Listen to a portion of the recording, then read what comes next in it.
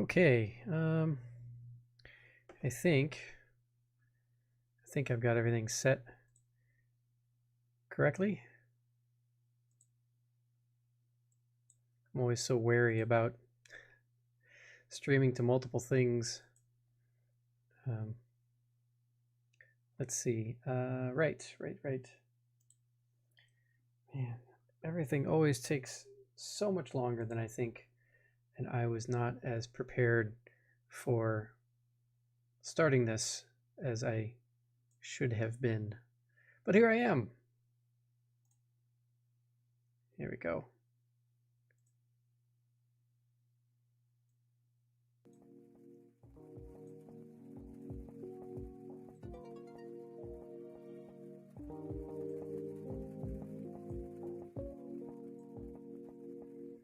All right, that looks good. Okay.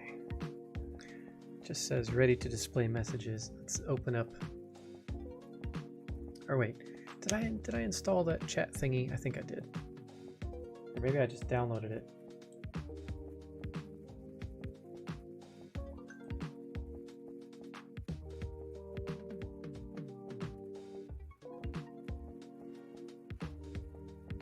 Did I or did I not? Maybe I did, maybe I didn't. I'm not sure. I don't think I did. Yeah, that'll be for next time, I guess. So we'll just open up the chat app on browser. There we go. All right. Time to check up on things. Looks like Twitch is going okay. Looks like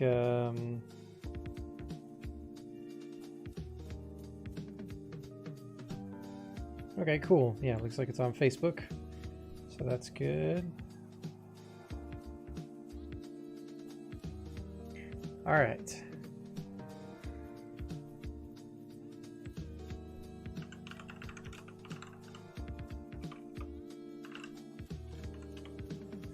So I thought it'd be cool to 3D model a lightsaber from the new Star Wars High Republic series of comic books, and it is the Stellan Gios lightsaber, or at least I think that's how you pronounce his name.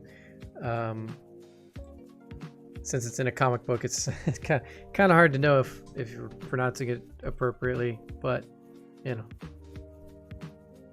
All right, come on, stop doing that.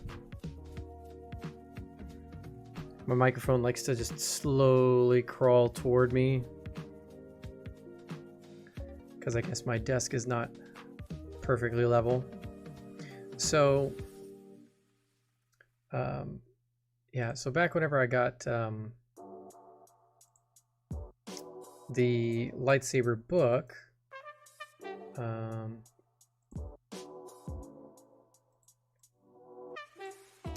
it was basically this. Oh, that's not a very big image, but this is the image from the book, the reference. So the little arm things rotate, and allow for two little extra beams there. It's kind of a cool cross guard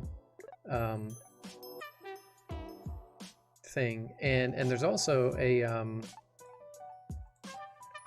concept for like how it goes on his belt and stuff. So that's kind of cool, like the belt parts and stuff. Like you could do up this whole thing, like and make the rig for it and everything. That'd be pretty cool. So anyway, I want to pull this in. I want to grab this image, throw that into Fusion, and we'll just start laying out some pieces. We're going to see if we can engineer this. I want to find maybe a larger version of this image. This one's okay. Television advertisements. All right, so let's go. Great slogan. They managed to convince the entire continent, if not the globe, that eating a foot of bread was somehow good for 3D models, Lightsaber project files. Here we go. Okay.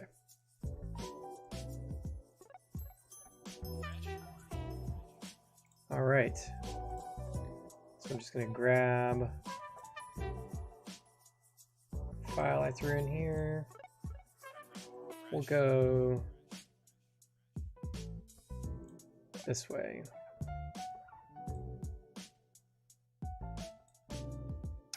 And let's flip it around. I like it that way more. All right.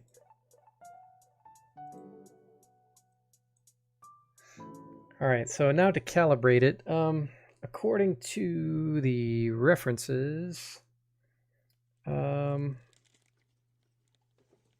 just says a longer hilt that allows him to wield it with two hands like a broadsword. So in the reference image, you could see it's pretty easily a two-handed hilt. So let me see if there's any other references to like how long it might be.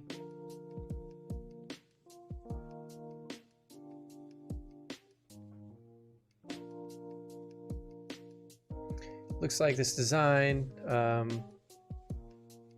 it looks like creative director Michael Siglin explained, "We wanted to make the Jedi distinctive and instantly recognizable as Jedi Knights of the High Republic, and that applies not only to their clothing but to their lightsabers as well. Internally, we often refer to the Jedi of this era as the Jedi Knights of the Round Table. Their sabers can be viewed as their own versions of Excalibur." Artist Grant Guffin originated the early designs, which were then further developed by Disney Publishing illustration manager Jeff Thomas. He described working on the idea. "Started sketching, came up with a silhouette I really liked, but the practicality of holstering/sheathing it nagged at me until I had the idea that the crossguard didn't have to be stationary. Perhaps it could activate or deactivate with the saber. So after some more sketches and some back and forth with Lucasfilm, it was decided that the crossguard would activate as opposed to always being open, which would give the saber the slimmer silhouette while holstered and would lend itself to some great visuals when activating." So that sounds pretty cool. There is no additional information about like how long this thing is supposed to be. I mean, I could probably just derive it proportionally by looking at the width and then see about how long that is and then match that up with a reference to some kind of two-handed sword, and we'll see how that goes. So let's let me try one more. Let's see, this one's from StarWars.com, or maybe I can find, let's see, StarWarsFandom.com. This one, okay, does not specifically say how long it is. Just every reference says long enough to wield with two hands easily. That's all the information we get apparently. So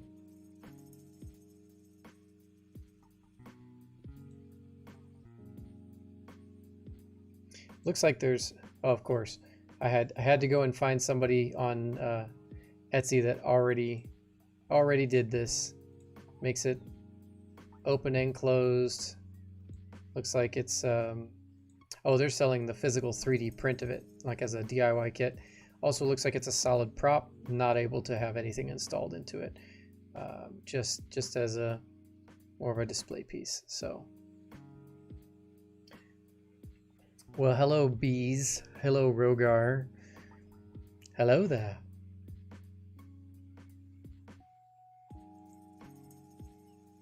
No, you guys are supposed to say hello there, and then I'm supposed to say General Kenobi, and that's how the meme goes, guys. Like, come on, that's how it's supposed to go.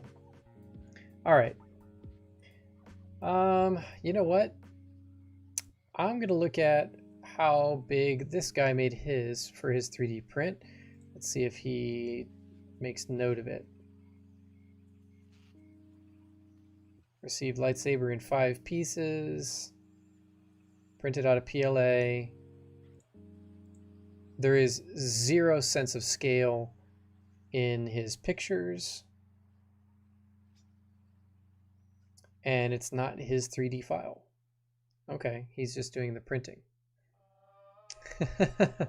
I know that I am Kenobi technically, but still, that's just I guess I need to notice when somebody comes on, and then I say hello there, and then you guys go General Kenobi. There you go.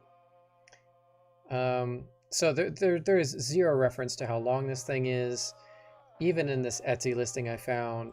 So we are going to calibrate according to the hilt width. So we're going to put the diameter at like 40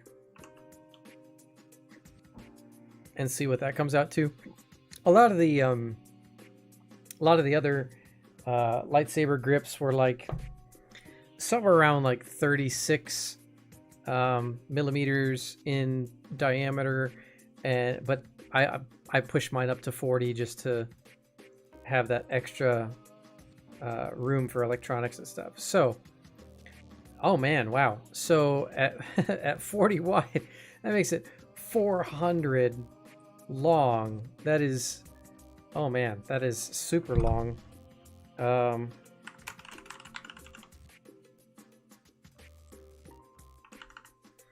That is 16 inches. That might be a little bit. Oh, okay, so you got to fit 2 hands from below the crossguard down. So you know what? Let's look at two-handed sword hilt length. Okay. A long sword, having a cruciform hilt with a grip for two-handed use, around 16 to 28 centimeters, or 6 to 11 inches. So that means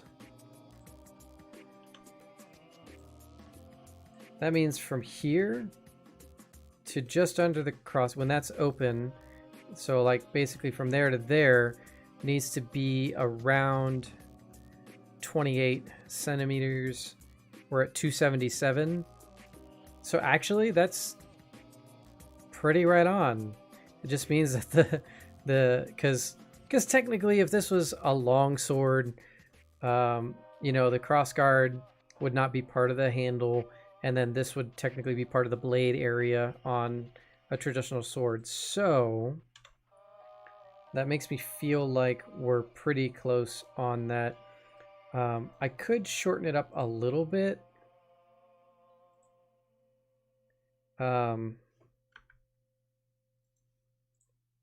Let's go in here. Let's go, instead of a 40 millimeter diameter, let's do like 38, because I have a feeling that's going to cut down the length by a pretty significant amount.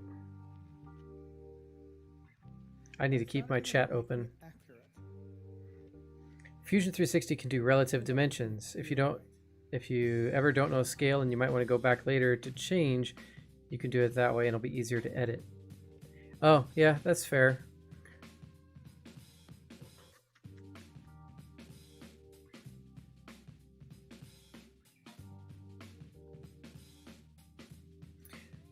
I wonder how much that would like eat up processing power.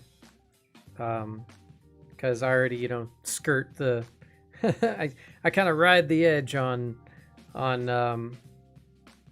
keeping my processor busy with this. All right, so now we're down to 383. That makes me feel a little bit better about the length on that. Just losing 2 millimeters on the diameter lost us like a whole inch in length that way. So that should mean also less than an inch overall, and that means from there to there, yeah, 260. So it's like 10 1/4 inches from there to there. That seems about right. So I think we'll stick to that. I might cheat the girth a little bit so that we have room for the connectors and whatnot. but I'm pretty sold on that. Dude, I already upgraded this year. I upgraded to a Ryzen 7, and I got a new motherboard, and I got new RAM, and I got a new video card. Like, well, if my audience wants to pay for it, then I'm all about it. But until my audience wants to pay for a computer that's gonna do all that, then, you know, let's see, it needs to be about there. But it's not a thing about making it. Yeah. accurate. Yeah, it's almost right down the middle. It's a good reference picture. It's not about getting all the errors out. It's about Upgrading in the COVID times is easier said than done. That is very true. Very, very true. The upgrade that I did do this year was mostly from stimulus payment. I was like, ooh, yeah, and it's all secondhand stuff too. I bought the motherboard and the processor new, but I got the video card secondhand because a friend upgraded to the 3080, and he was getting rid of his 1070 Ti, and that was like light years better than what I had, so I went for that. So I lucked out because a friend was upgrading and got his hands on a 3080. All right. I feel like I'm modeling this backwards. I need my emitter on this side, because that's what I usually do. you know, if it's an accident that's an error that feels good, then you leave it in. There we go. All right. So just kind of dividing this up, it kind of feels like this is the emitter up till this angle here. Oh, I just recalled that I need to work kind of in the right side of my.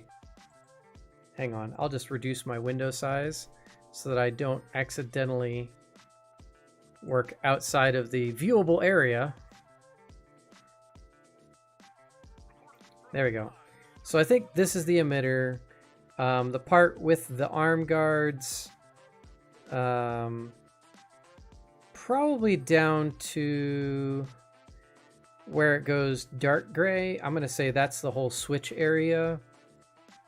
And then we have the sleeve area, maybe down to either this or this, and then the pommel section.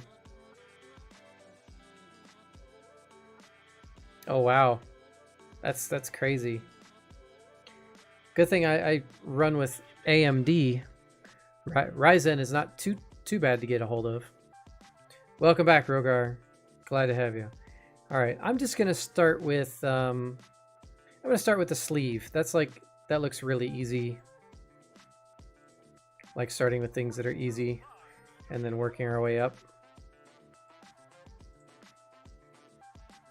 Also, it means I can very easily. We don't want 3D sketch, not right now, anyway. All right, let's see. So I was gonna cheat this a little bit and go 20.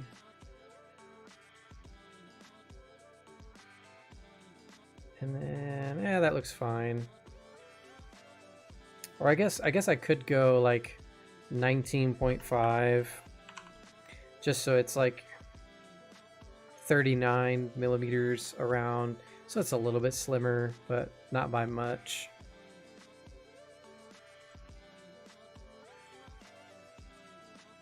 And then let's go 18.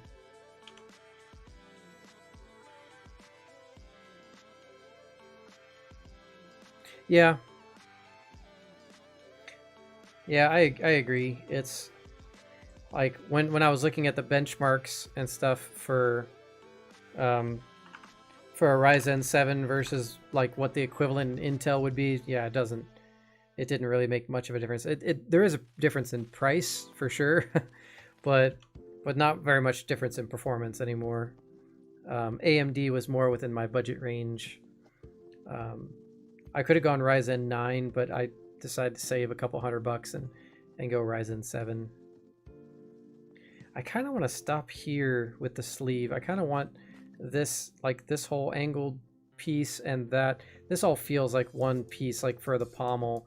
Like this seems like a good generic sleeve for certain things. I'm gonna guess this is like a Covertech clip kind of situation. So I'm probably gonna ignore this largely. All right, and then let's see, running these little grooves through here. It should be relatively easy. Let's just let's see. So we're at 18. So let's go 17.5, and then 0.5, and then just need to tie that together.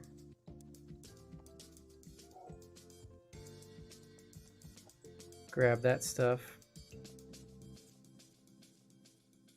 All right, let's bring that beat back. And there we go.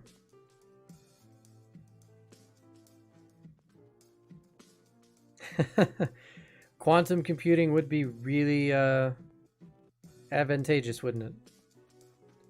It wouldn't have to. I mean, you'd be able to play basically any video game that could be invented. You could play if you had a quantum computer. It just sounds like too sci-fi for 2021. A quantum computer. That sounds like something we'd hear in Star Trek.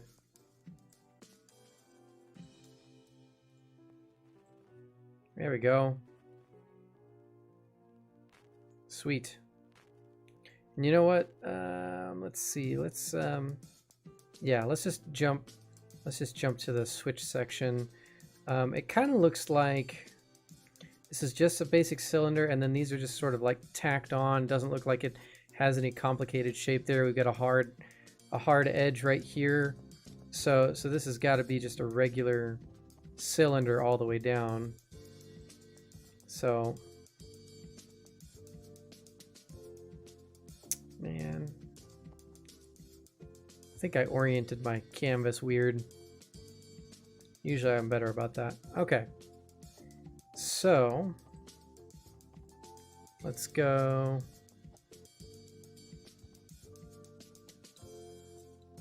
The technology is getting there. I will agree with that. It's not quite there, but it's getting there. Let's see. If the last one was 19.5, then we can go 18.5. And that'll give us like just a tiny bit of extra girth right there, but nothing too serious. That looks like... Oh, okay. Now that needs to come this way just a little bit, doesn't it? Or does it? Okay, no, I'm looking at the wrong part. No, it does come out to like there. Okay. All right. Most of these rectangles are going to be really easy to plot out, so I don't think I'm going to worry about doing like a sheet metal design or an emboss.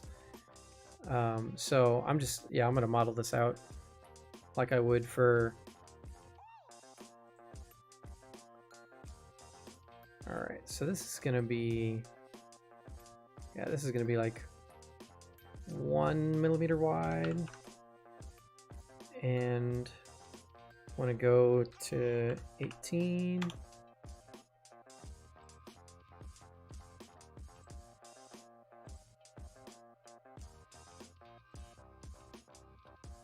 There we go. And okay, there's just one more there. Just copy that.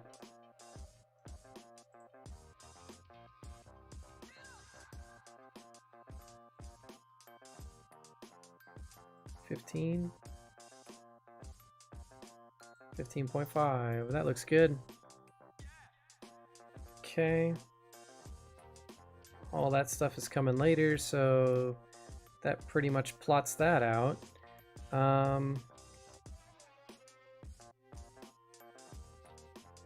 to decide if I should put this gold disc on the sleeve section or if that should be part of the emitter. Feels like that's part of the emitter. Yeah, okay, so that one's good then. Go ahead and revolve this.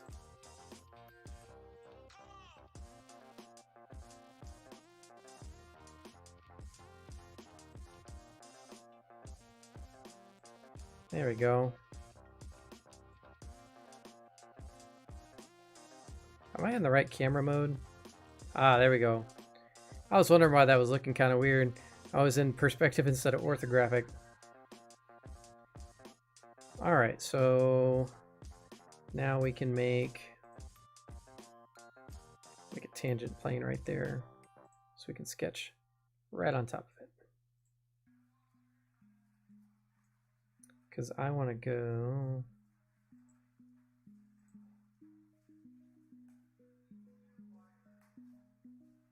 Let's see, I need to be centered. So a center rectangle might work best, at least to get some of this plotted out, even if it's a little bit longer than I need, because I can always fix that later. So we'll go 1 tall. Just plot that out like that. And then I need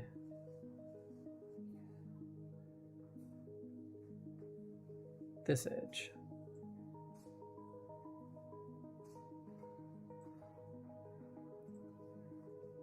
There we go. Okay. And then I need another something or other right there.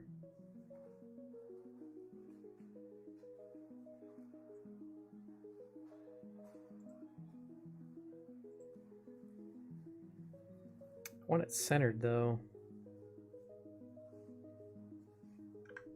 Need to make sure it's right along this center line. Just make a reference line. That's what you should do.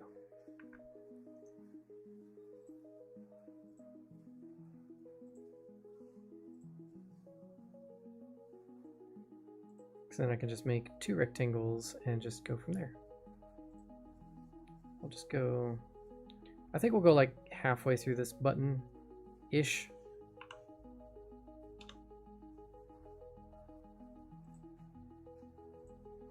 Do the same thing down here.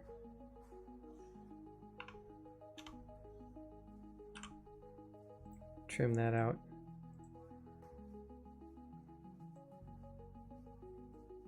And then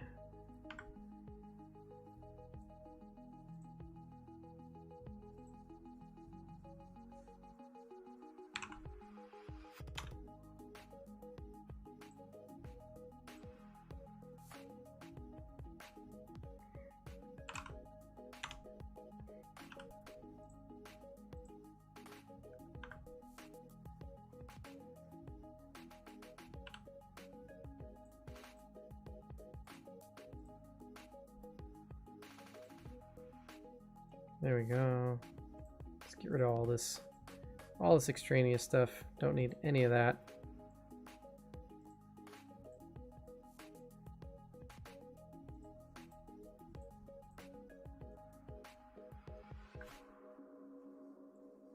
Oh, missed a couple.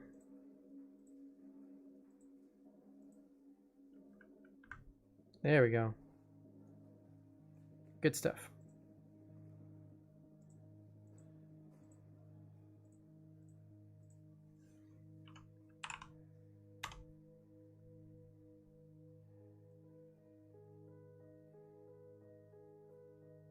Yeah, there we go.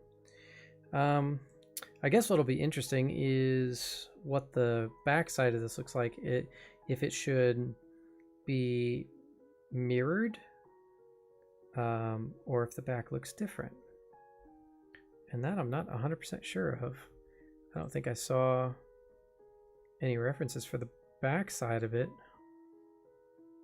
Just like an open and a closed version. What it looks like when it's open, what it looks like when it's closed, but no rotation, no reverse side. So I guess we could say that it's symmetrical. That it just looks the same on the front and back, just not with the red button. Found another guy that 3D printed it apparently.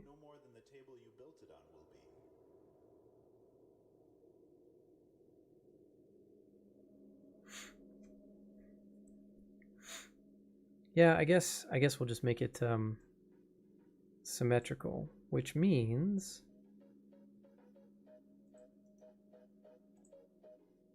instead of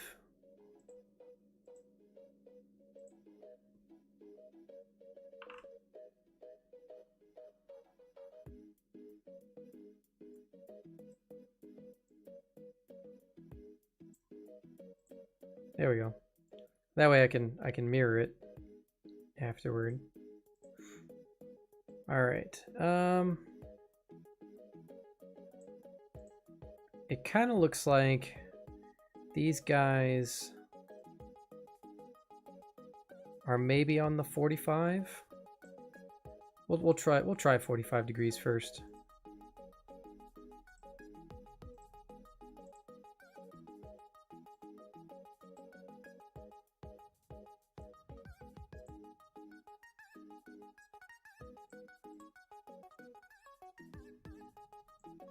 All right, let's see.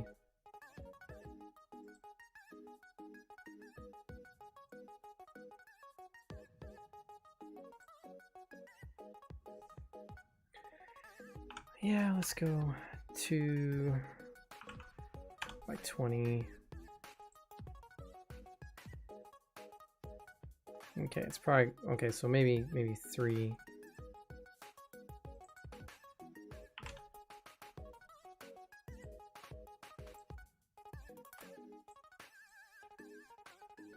Yeah, okay, so that looks like half of it, so then another half should go. Well, when I turn to the top view, the rectangle goes more this way. This is the center line of a 45, so maybe it isn't 45. Maybe it's like 30 degrees instead.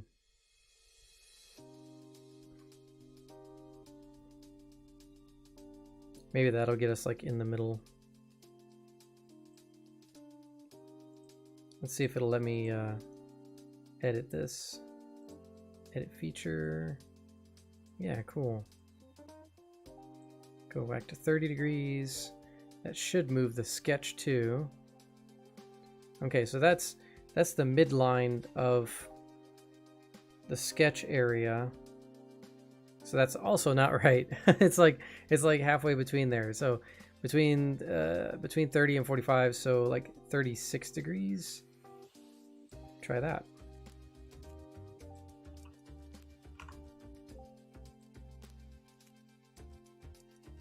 Wow, that's really close. Okay.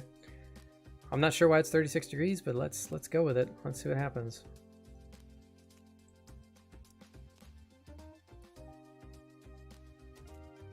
All right, so just need to make another one under it.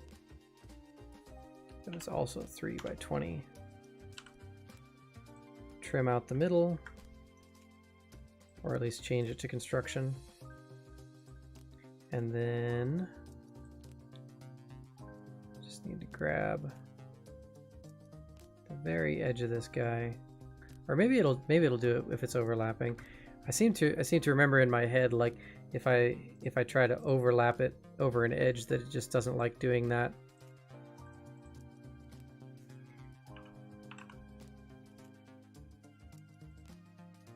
Okay, no, it worked. All right, that works. Oh, it didn't follow the curve. What's up with that? That's weird. Take this from this object, minus 0.5. Did it again. Okay, let's try this. Let's go, no, not extrude. Let's go, where is it? Emboss. Emboss this on that face. And we want it to deboss 0.5. There we go. Yeah, that worked. And that lines up with our front view there. So then I just need to repeat that over on the other side. I suppose...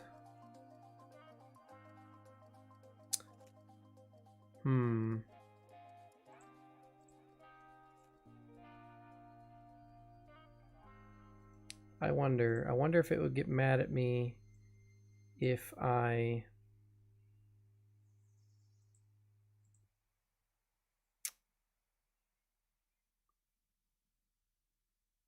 Because I just want that section, not that section.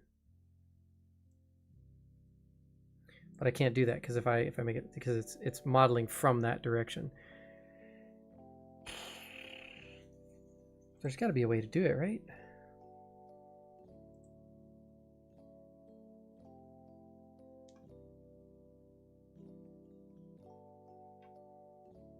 Maybe if I do it two-sided. Oh, there we go. Okay.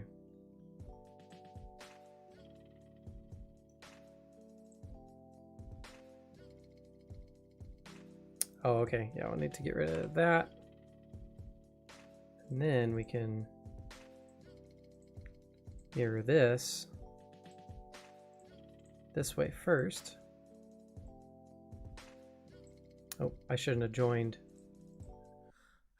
Oh, it kept that body separate. All right, that works. All right, then I can open that up. And you know what? Let's do emboss. I like the emboss tool. We'll keep using that.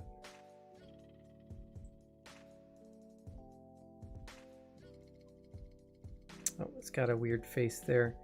I need to move that out. So I'm gonna edit that sketch and just pull that guy out a little bit. Oh yeah, the emboss tool works so much better.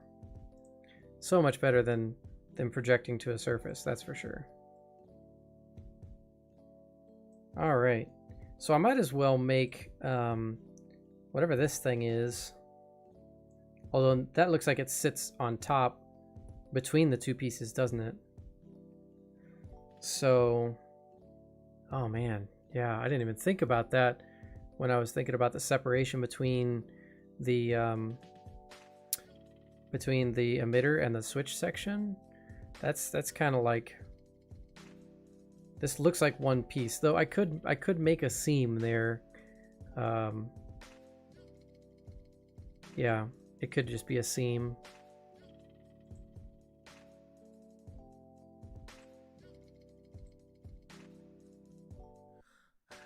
That's kind of what I'm feeling.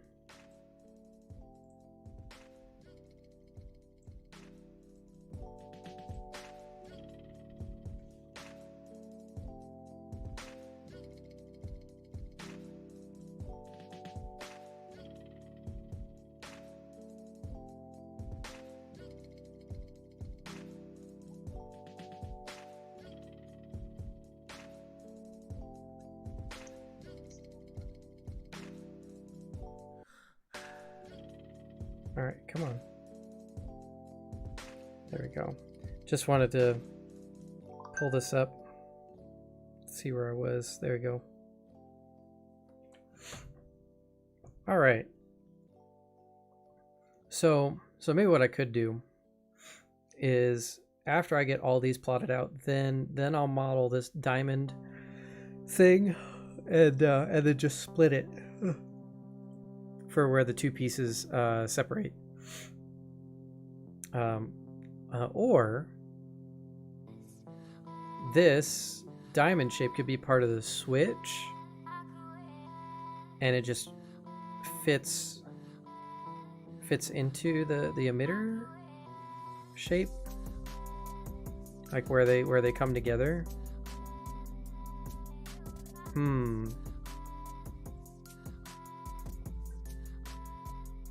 So it either splits and the shape is divided between the two pieces, Or this shape is part of the switch section and not part of the emitter at all. And the emitter just kind of slides on, and then that goes around it. But then that would be kind of weird for if you wanted to like mix and match this with like a different emitter. That would be weird. But this diamond shape wouldn't really matter if you picked out a different, you know, the half a diamond on this end wouldn't really matter if you picked out a different emitter. So maybe it needs to split just to keep the ability to like Frankenstein something together if you really wanted. So yeah, we'll go we'll model the diamond shape after the emitter, and then we'll split it and attach it to each piece independently. Okay. So now I need to plot out this arm thing, and it needs to be made of 2 pieces so that the arm can fit between them. Oh, which also means I can go ahead and mirror this too.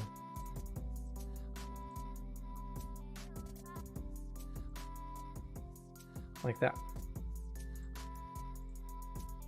So from the side, we need an amount of space in between the 2 pieces for that wing thing to exist. So why don't we do that first so I can figure out the thickness and stuff of that.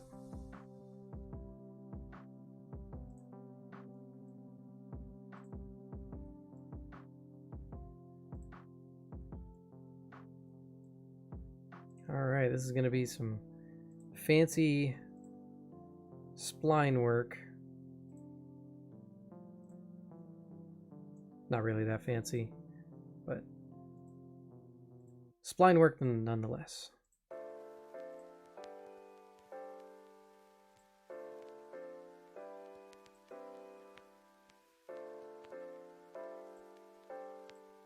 There we go.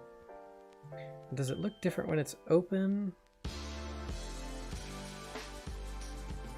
Okay, so that matches there. Let's grab a reference for the open version.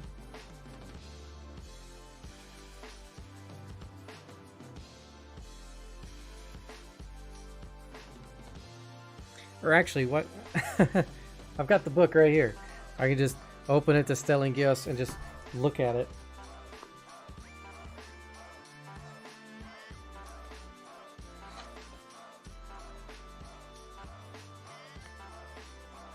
Quinlan Voss, that's a cool saber. That would be a good addition. Quinlan Voss saber.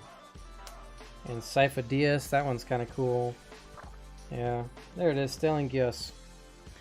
Alright, let me see if is the shape any different when we get closer.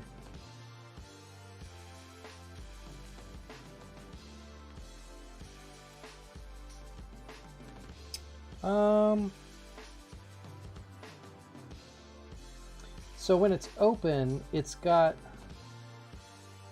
kind of an angle that comes off of that one side there.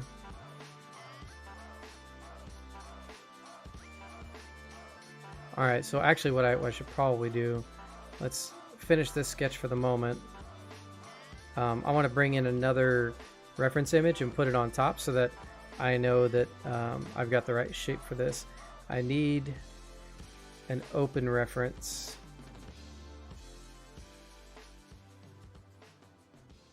Where's that other?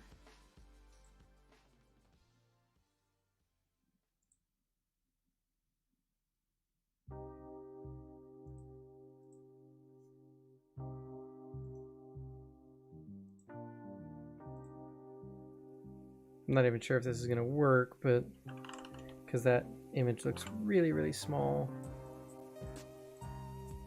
Oh yeah, that's that is not usable. That is not usable as a reference. Not even close. Let's see. This one doesn't look much better. That's not much better either.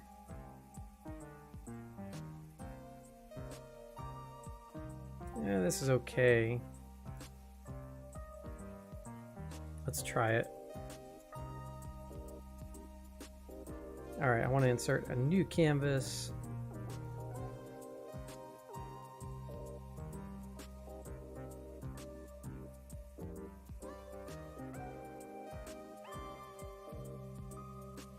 What the heck happened?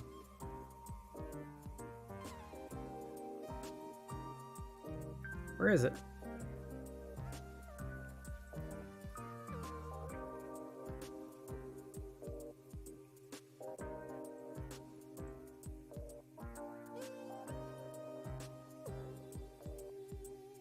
There we go. Not sure what happened there. That was weird.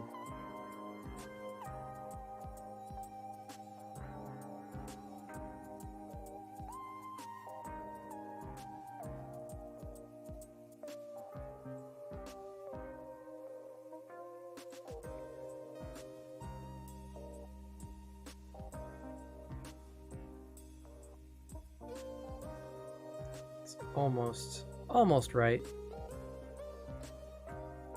That's pretty close.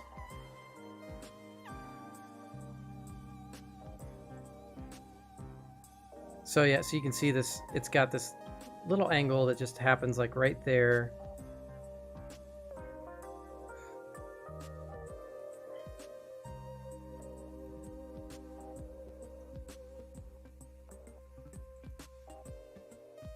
So if I go into edit sketch, or maybe what I could do,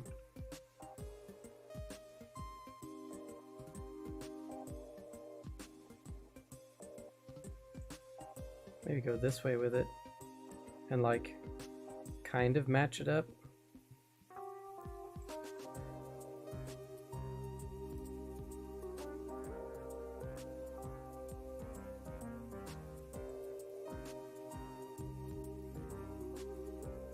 There we go.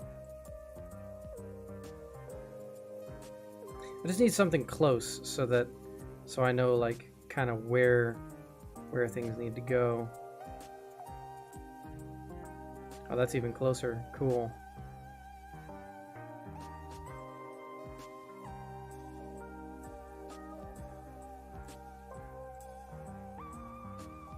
All right, so move that out to there. Then we have this extra piece.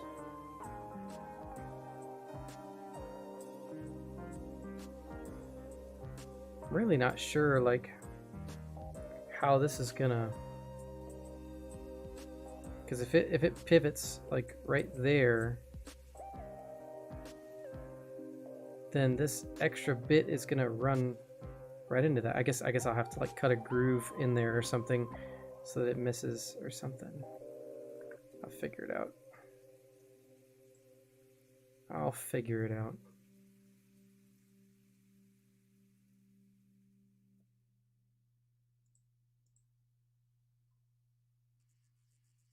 Okay, I guess that doesn't really affect it too much.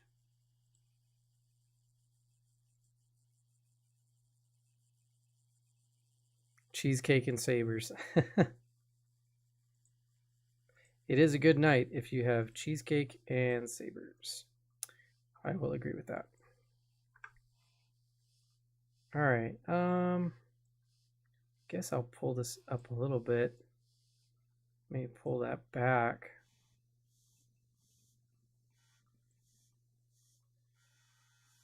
Because when it rotates on this point here,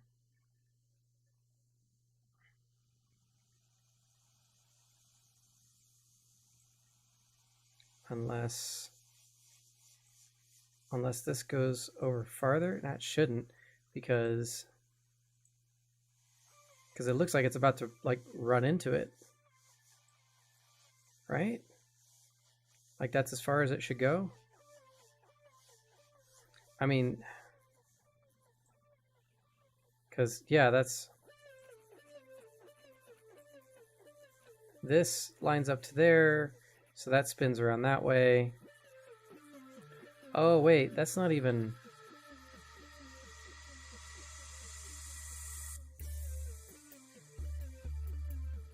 Is the angle that I'm seeing this thing and not the other thing? What am I looking at?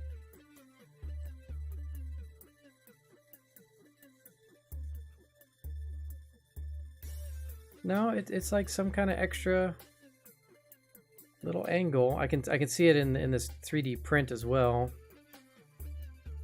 That somebody else 3D printed. So I guess I'll follow that. Because it kind of looks the way that it should, I suppose.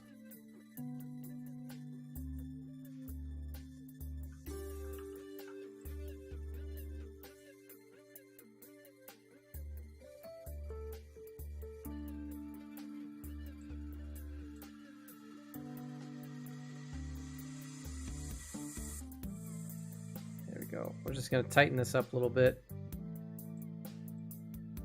Try to match that a little bit better. There we go.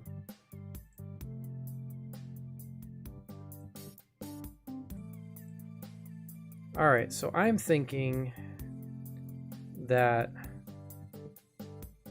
this needs to be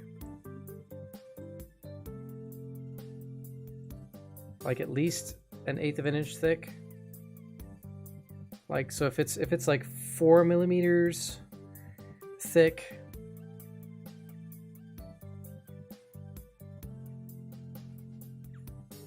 then that would be okay. But maybe it needs to be like 6 millimeters thick.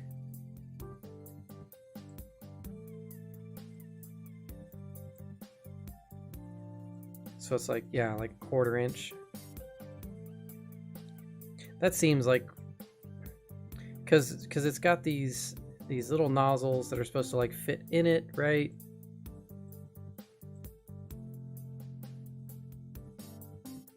And kind of like catch the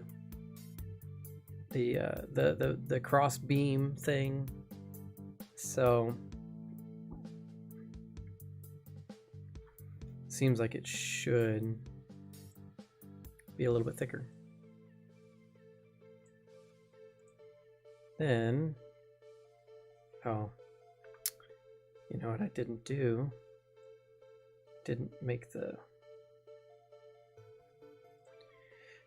offset. So let's go with just one side. So that way we can sketch on top of this, offset, bring it in.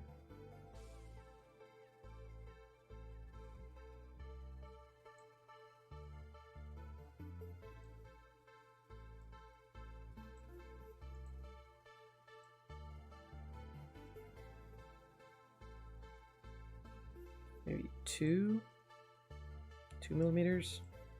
Yeah, that looks good.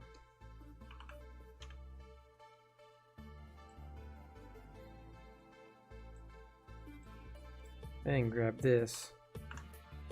Go like -1.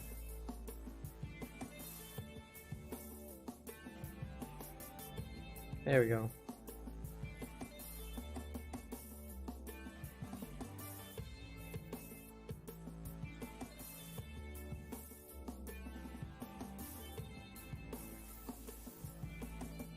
Okay, that ought to work. So now it just needs whatever the heck this thing is.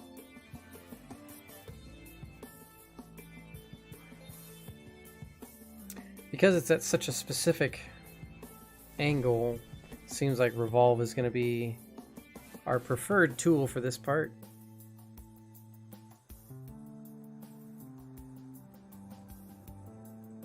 Make another sketch here.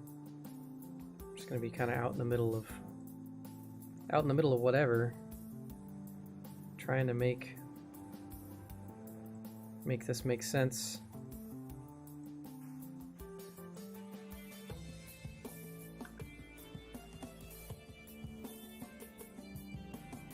Right. I can lock it in for right angles.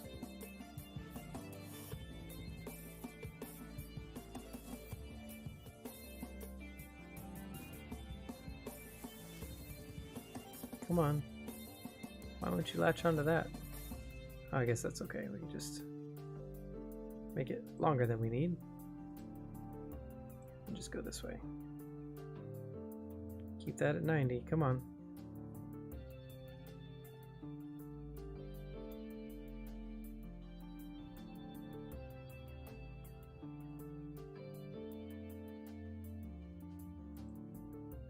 There we go.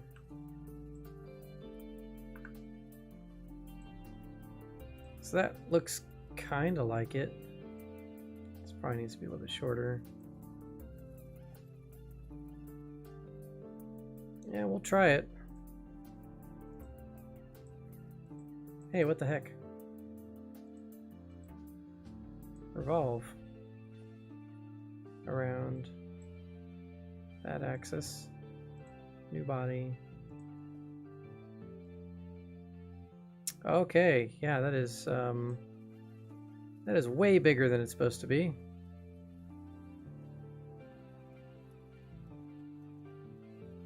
But I mean, going from what I assume is the middle and making something round, that seems like that should be the right size.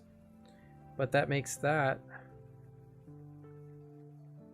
a little bit over a ½ inch, which means that these wing things have to be like more than a ½ inch thick in order to accommodate those. It doesn't seem right.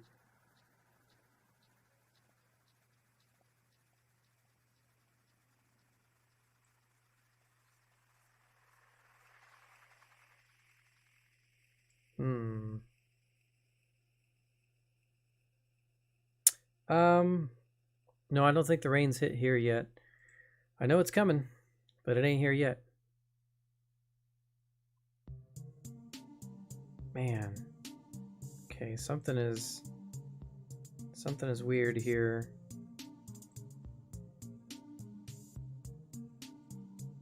Let me see.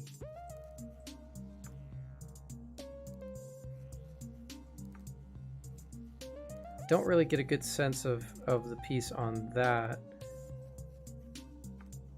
Let's open up a different.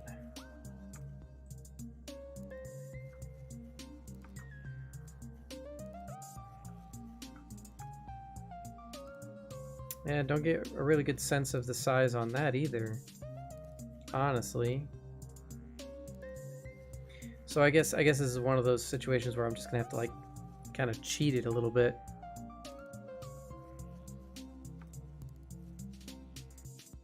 Because something about that's just not right. It's just too big.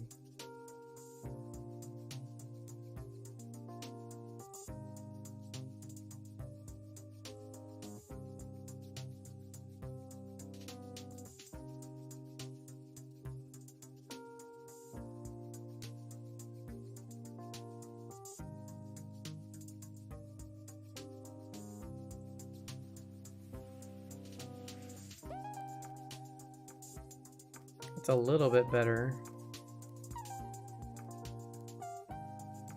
It's still it's kind of weird though, isn't it? That like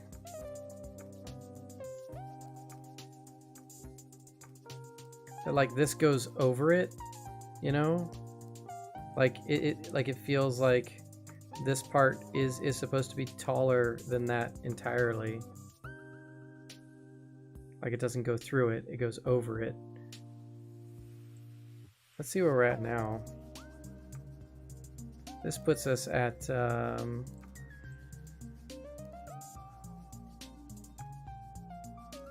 still 12. So really, I didn't lose much diameter off of that.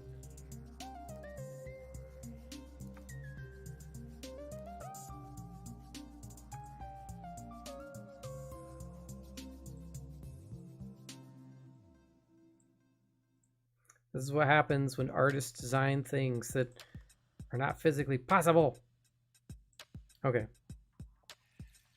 Let's just go back to square one. And we're just gonna go ahead and go all the way out to 6.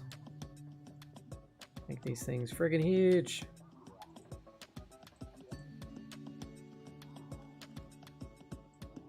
Like, I guess from like a side perspective, those things can still fit, you know, over it and under it, and not be too out of the way. So I guess at this being a 1/2 inch tall, I can just make this smaller than that.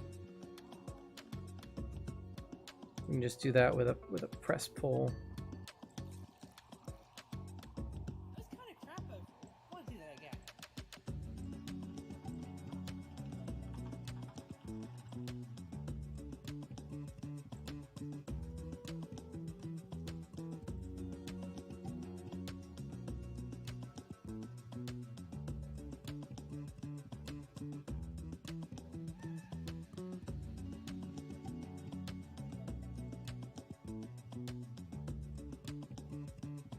Okay, that should... The center should still line up with the center of whatever that friggin' thing is. Right? Okay.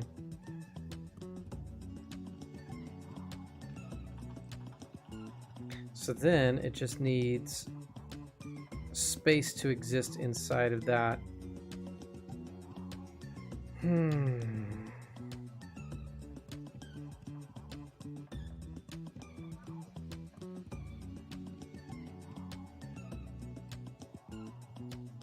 Which means, let's see, this should probably be like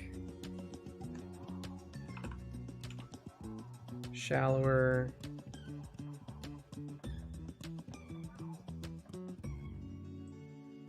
Still just a tiny bit too tall.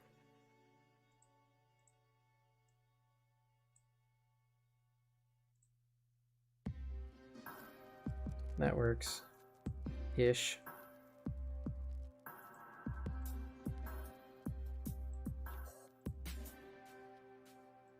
All right. So now if I grab this and just pull it out this way, just cut there, and then if I grab this, pull it out, cut that, then we have this weird like thing that the beam can be caught on, and it matches this ish. This looks freaking weird. The 3D print I'm looking at, they designed it completely differently.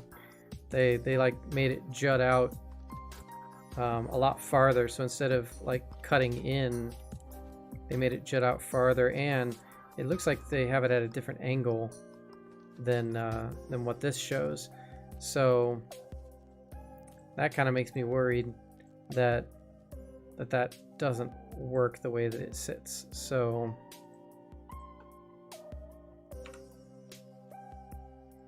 I think I need to model this part and place that, and then rotate this so that everything lines up and matches. So let's put a hole in this, because the hole is what's going to tell us where things line up.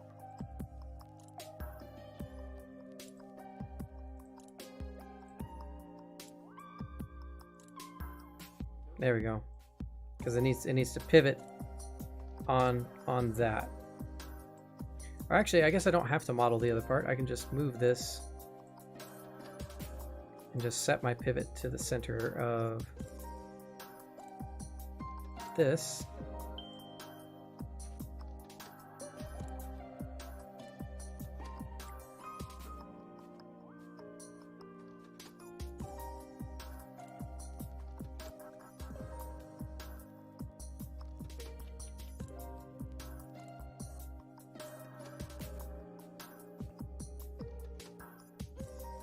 And then just rotate this out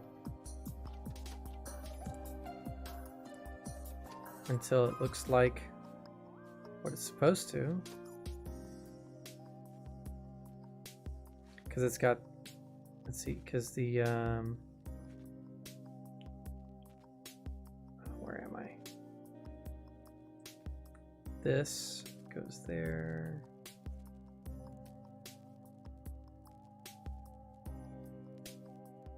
This is supposed to look all nice and stuff. Ah, I didn't take that with me. Damn it.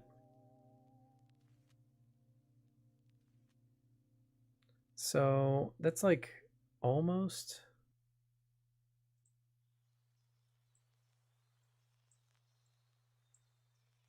Got this little hump right there. Mine is almost like that. I can probably get rid of this weird point. I can probably bring that in, get rid of that, because I really don't need that there. I just need this, and then maybe going straight down like that. It does need an extension here, so that when it folds out, it has something to stop on. So this will need to be adjusted. All right, so let's grab. Move copy. Let's grab both of these things and set our pivot to that. Come on.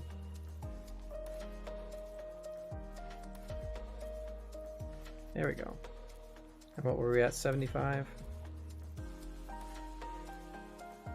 See, that's almost right on. That's almost the right angle. Maybe that'll be more informative.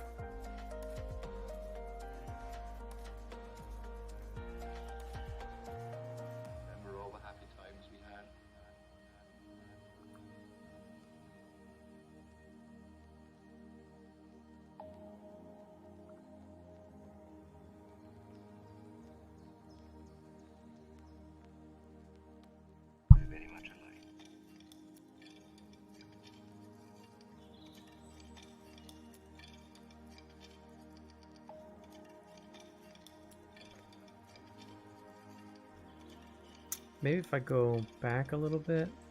Okay, so it's 70 degrees. It's like pretty much right on. 65 is not there, but 70 degrees. What a weird number for that. But I guess that's what it is 70 degrees. Because this almost lines up perfectly with that. I think I'll make some adjustments and kind of straighten this guy out a little bit. Because I feel like... Alright. I'll tell you the truth. Well, see, I can't... Okay, I know what I can do. Alright. Because if I'm here, it needs... This part needs to come down like that, at least that far. And then I can have something going on here that makes it stop. So, out to 70... It was like here. Okay, so that's where that's the little bit that it's gonna stop on. I just need to model that out right there and see how that goes. So I could make a new drawing, or I could edit the old one. Let's see what happens when I edit the old one.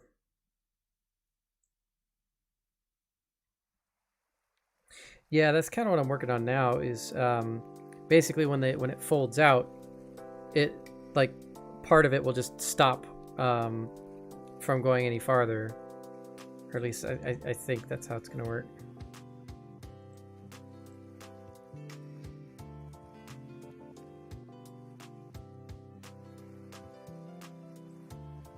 I think this is what I want to do. I should probably just model it when it's in the other frickin' in this orientation. I should just model it from here.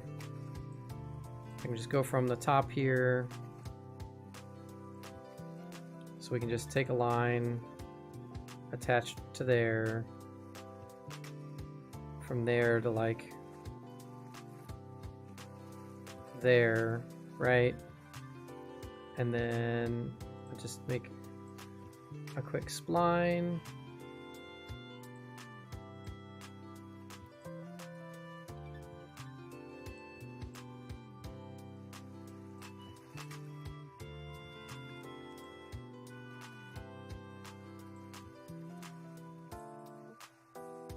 So then it looks like that. So then like when it's folded out like this, it stops on that. And then when it rotates,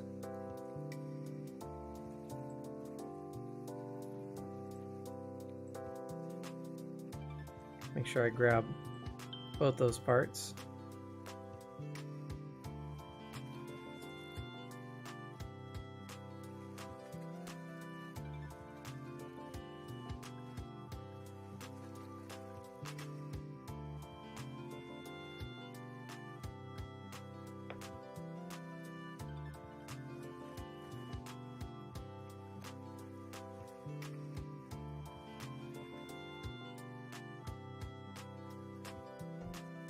Alright.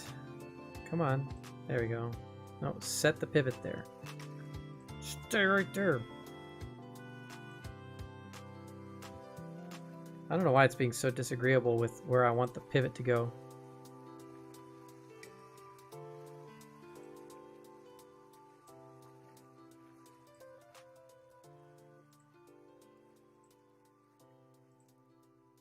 Oh, come on. I'm clicking. You're supposed to stay there when I click you. Okay, this is just not fair. You worked a minute ago. Set pivot right there.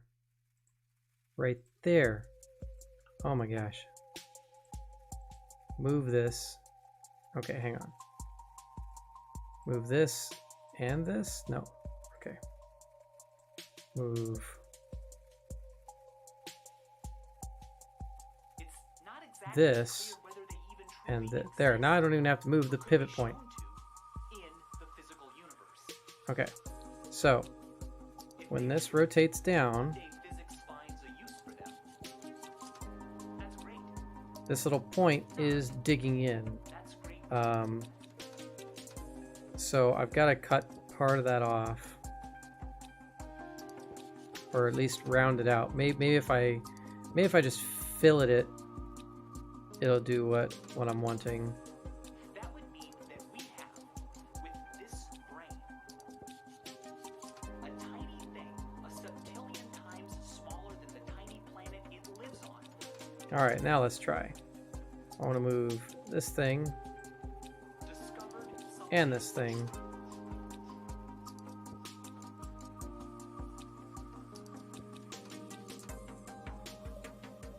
So then rotating up till it hits there. Our little piece there needs to come in a little bit. Maybe like another millimeter in. And then when it rotates down, it can't rotate farther. It stops right there.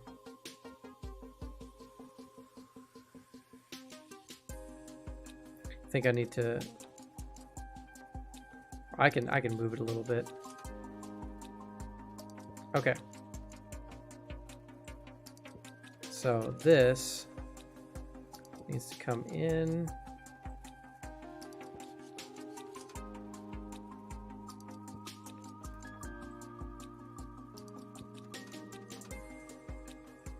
So that way when it rotates out, it doesn't stick out over there. Okay. And then I need. If they do, if one day physics finds a use for them, that's great. But if not, I feel like. That's great too. Hey, come on. I'm trying to edit the sketch here. Oh, wrong sketch.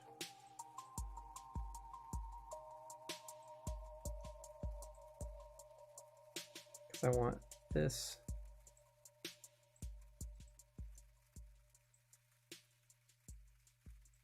Hey, what the heck, man?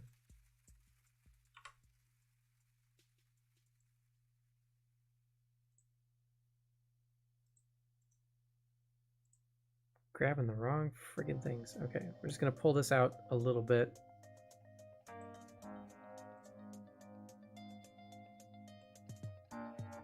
Because I want it to stick out from this thing when that's all said and done. I had this dream a while ago. I was driving around town, doing a lot of usual stuff, but there was a cow looking like it was using tall wooden legs. It appeared from time to time to say, like, yeah, I know you can do it. You have my trust. When I was little, I had a tree outside my bedroom window, and the moonlight spread its shadow. Okay, so this needs to come in a little bit.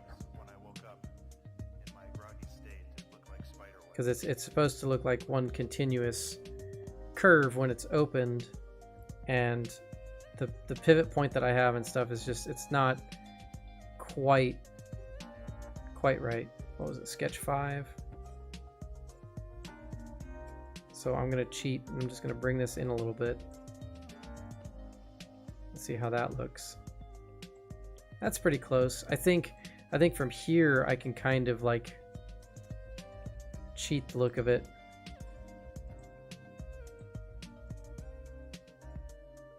It's so hard to see though. Okay, so this comes up like that. Oh man, maybe I should have modeled this according to this orientation.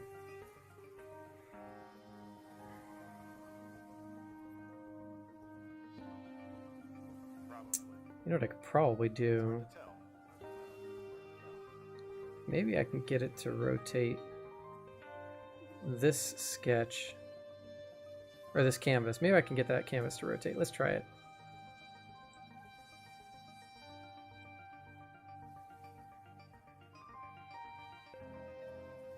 But that doesn't mean Okay, so I can rotate it, but it's always going to rotate from the middle of the picture. I can't move the you thought was real, but really it'd be easy to put back, so streams are we need to take this out 70, and then we'll just move that phone and no one is there. And in line like for a while, that. I was real scared of them. Like, it's definitely something that doesn't happen every day. But once I knew what was going on and why it was happening, it made a lot more sense, and I became okay with it.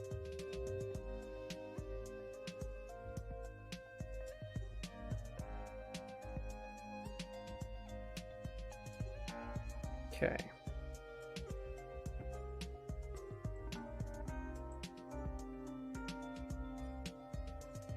I don't think I did this right. Because what I need is I need this out that way, so I need to rotate it the other way.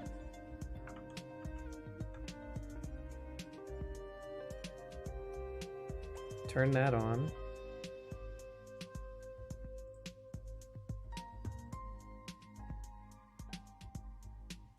Right, because if I go 70 this way, then I can match that up right there. And that lets me see the curve much clearer. Cool. I know this looks like a total mess, but so see that point lines up, but then this curve doesn't really. So I need to pull this back and get this to line up.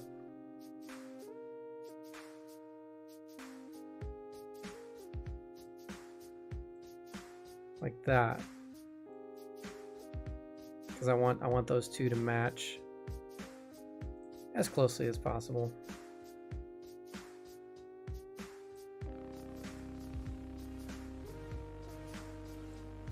All right, so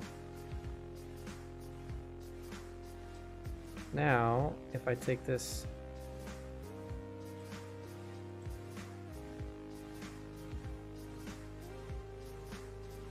should be this way. Minus 70. There we go. And then that goes right over that.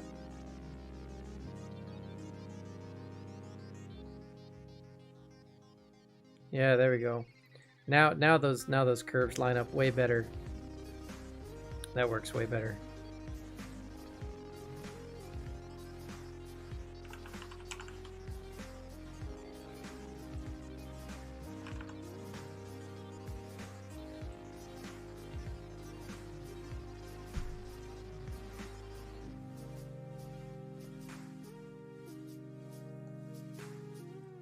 All right.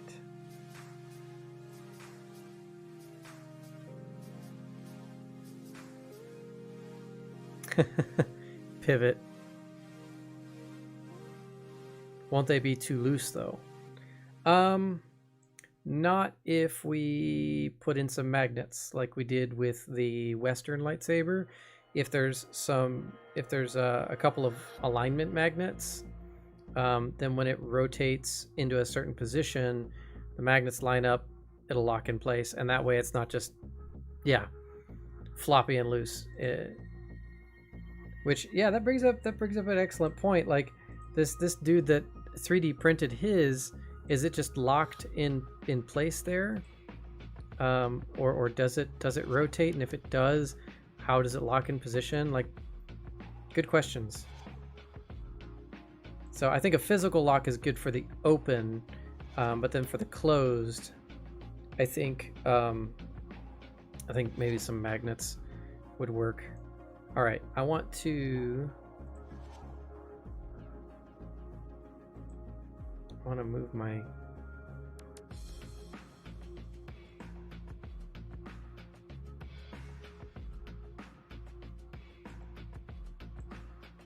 move that there.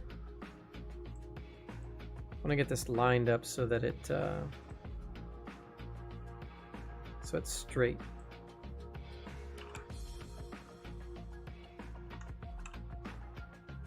Or at least close to it. That looks almost right on.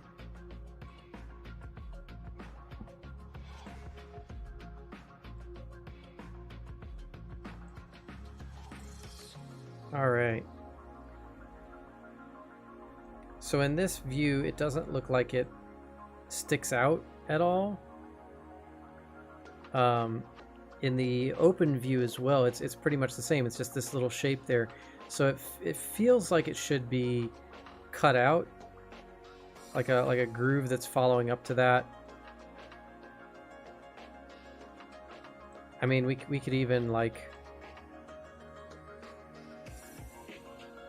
I don't think I can create a sketch on this. No, didn't think I could.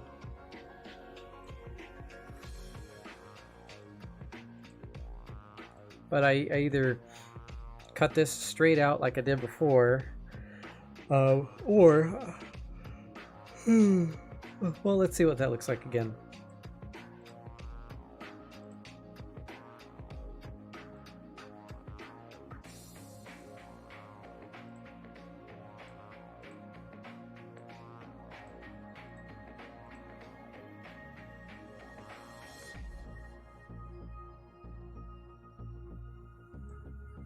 So I mean, that's what that would look like. It kind of feels like there needs to be like a groove that follows along this whole thing, maybe.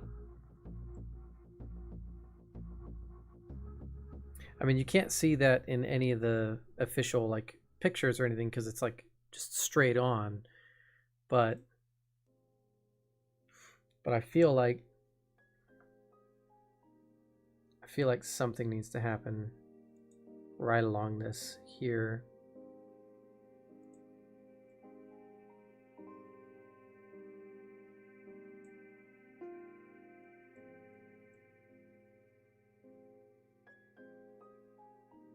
I don't want to flare this out.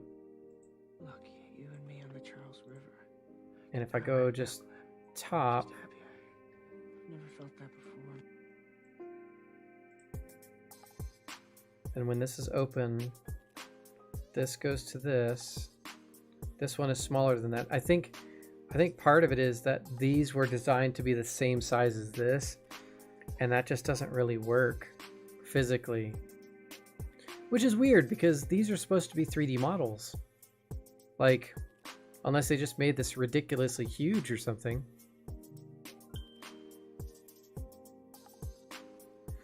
A 1mm slim groove, like where the button is. That's a possibility. Yeah, because we can use the emboss tool to cut into it.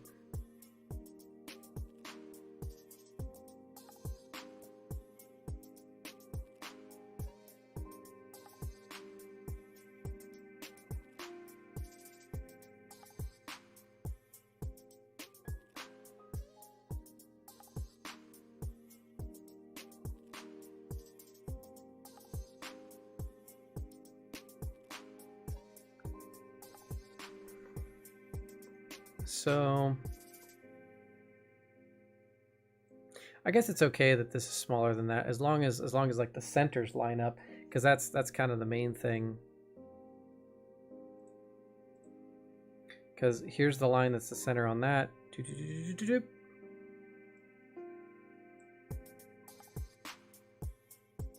So this is the center, and that goes right into toward there.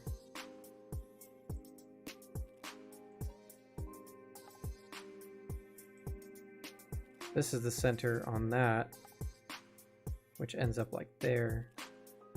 These are not, they're not lined up.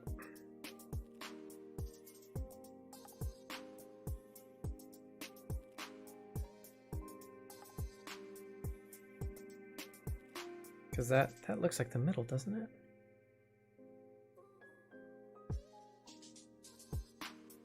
Yeah, this is basically the middle.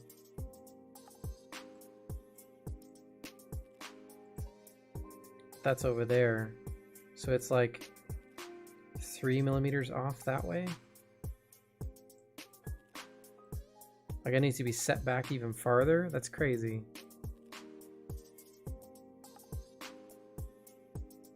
Because of where I put the center on this, it's... Man, that's gonna bug me. Alright, I'll figure that out in a minute. Well, no, I need to do it now, because that's the way this thing is going to line up. That's the pivot point right there. That's got to be the pivot point. That's where the rivet is.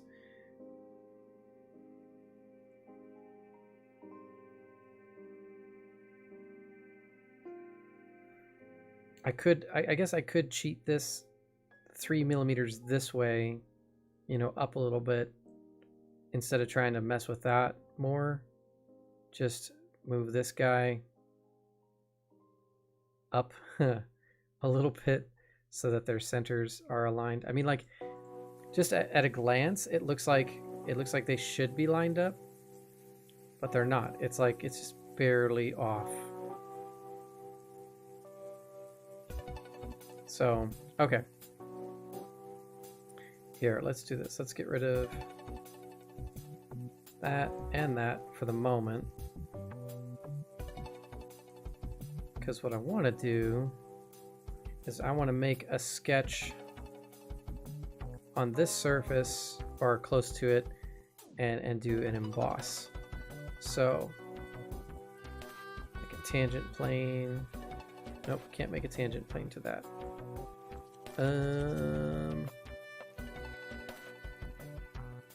Tangent to face. Oh, I have to pick a point too. Oh, that didn't work. This face, that point? Nope. This face and nope. None of those points are good. None of those points are gonna work. Okay. Maybe it'll still work if I just sketch on this plane. Maybe it'll work. We're gonna find out. I want to find out if this works. So if I wanted to make, let's say, Actually, you know what? What might be helpful? If I do a center rectangle.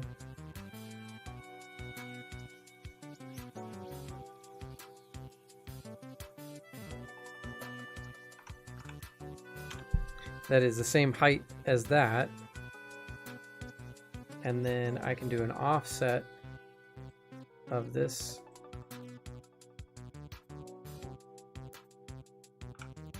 Two millimeters down.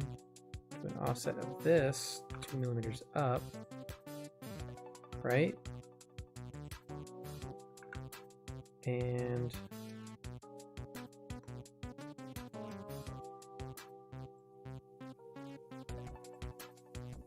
okay, and I want it to stop there, so we're gonna make a line.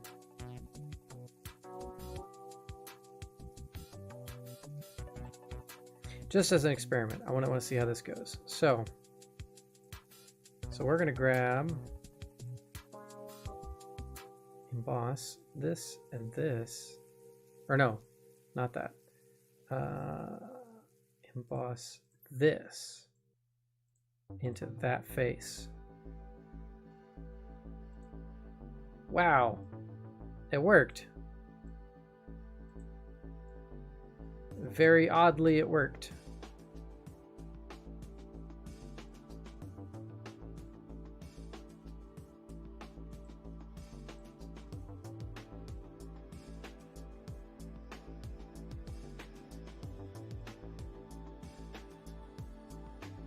The emboss tool is definitely becoming more and more of my favorite tool. Like, that was kind of stupid easy. Like, easier than it should be, for sure.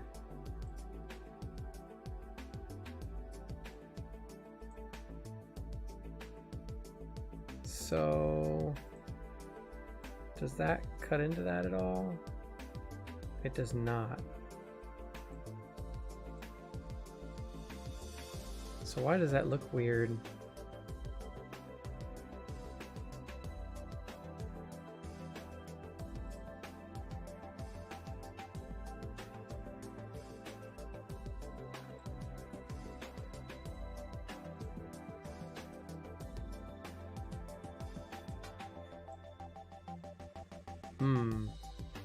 What if I got rid of those?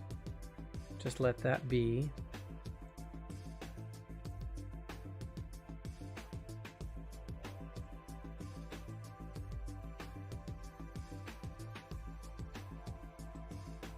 And then grab this.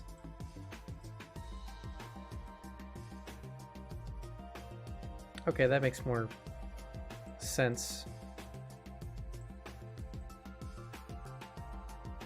Ish.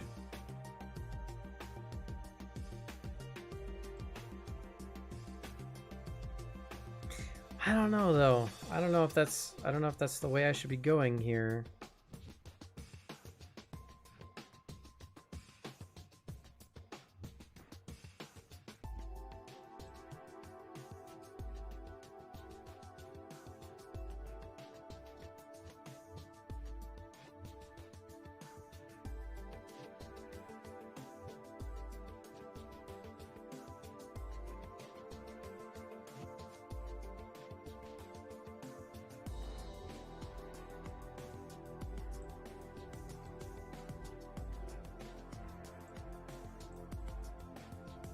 Half inch just seems really thick for those. I don't want to go bigger, but I feel like, okay, I need to get rid of the emboss. It's not working for me.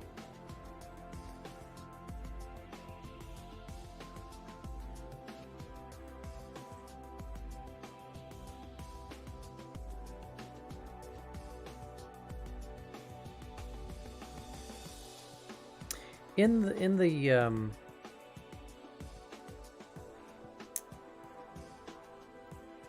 the reference images, the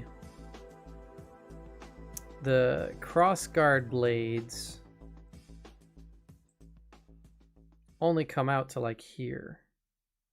They don't extend all the way to whatever the hell that is. So,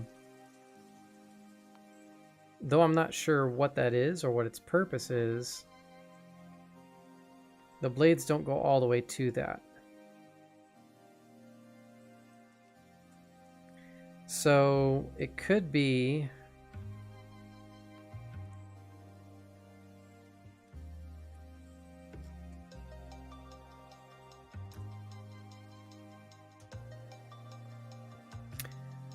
see, what I'm thinking is that, like,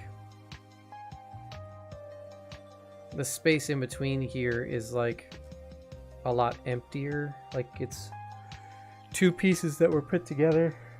Ugh.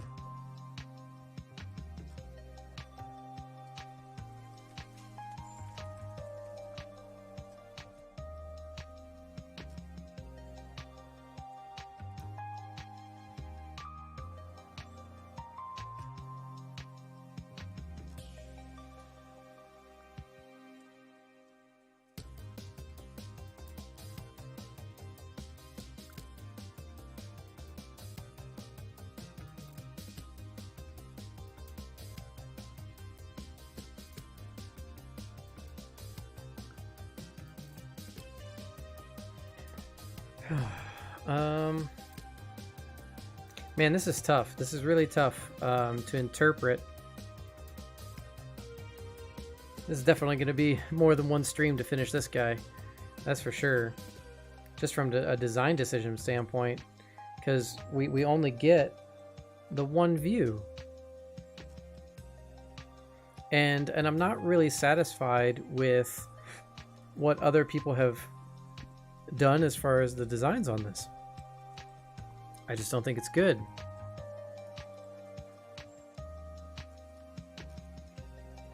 I'm gonna see if I can't. I'm gonna look up one more. I want to see what this is like.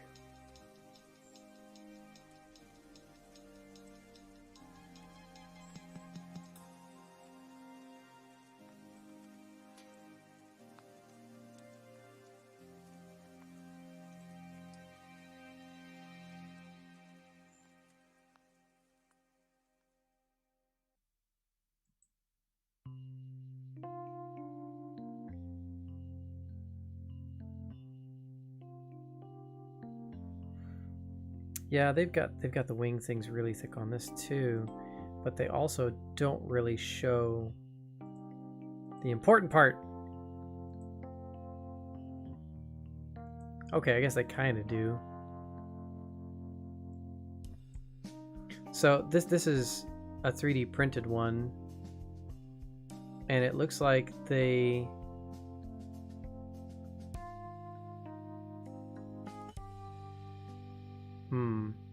it looks like they adjusted the angle.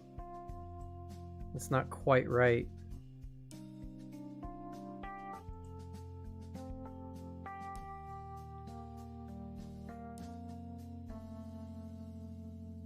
Oh, okay. Yeah, so they, in this rendition,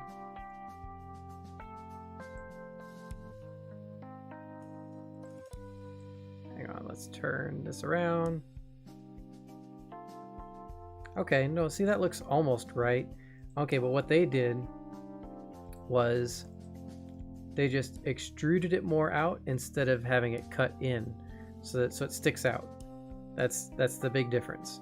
And I guess that's a workable, like that's a decent workaround instead of having it like that, you know. If I had this like basically out to there and then grab this, then we'd have something that looks like that. That looks kind of dumb though. I don't like that at all.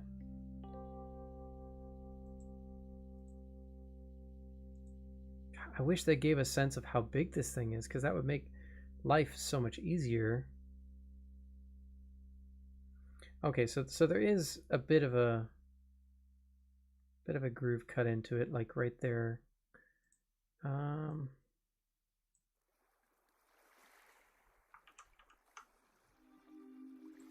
So maybe it's not like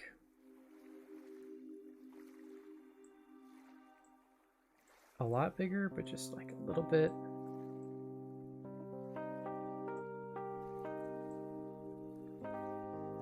That's probably passable. And it does look better as far as like how much is being taken out of it. I could fill it this hole a little bit, try to soften it maybe. Ooh, no, that looks terrible. Don't do that.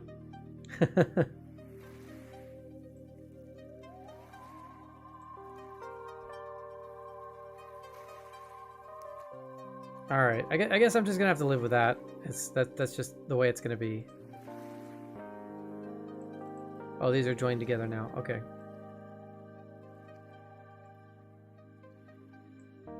This shape might change again because it totally just occurred to me that this part that it sits inside is going to be shaped different. So actually this needs to change. We can probably just get rid of that actually.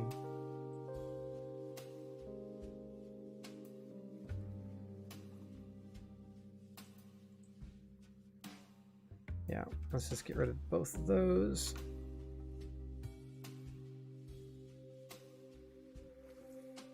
Because I should have thought of this before. This wing part here, you know, it only needs, it can have a piece on the inside that this rests against. So, and I can still round this off because we need to.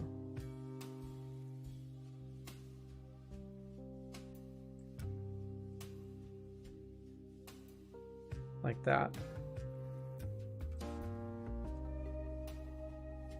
Yeah. Okay. That's as good as she's gonna get right there. So I'm gonna go ahead and fillet this.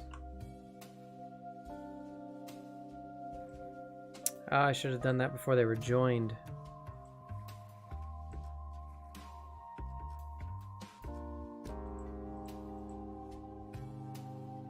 Edit feature.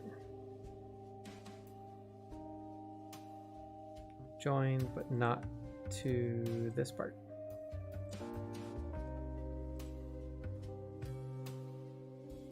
Ah, what the hell.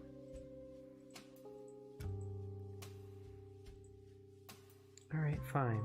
We'll just get rid of that stuff.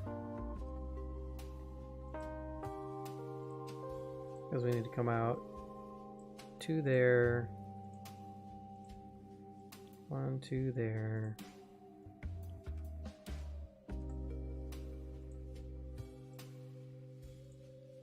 Fillet this.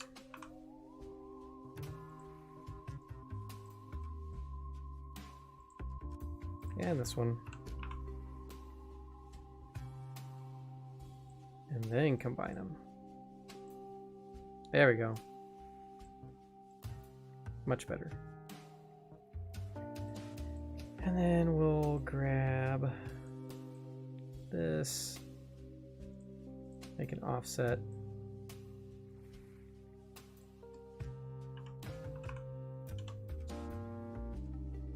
Our struggle as artists isn't about appeasing the crowd. Then we're gonna, oop, nope, not that. Don't do that. Tending to the broken parts inside of Grab ourselves. this. And we'll take that back a little ways. As a reflection of this struggle, to study our perception of self. Benwave isn't necessarily a thing. There we go. Achieve. Rather, it is a state of mind which you constantly strive toward. All right, This all comes from an understanding. let's get rid of that and let's model this part out. But fluid, like water. Be like water.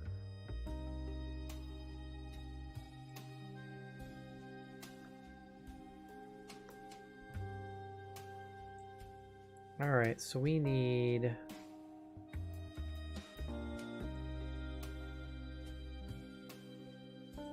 Need a line that goes nice and straight.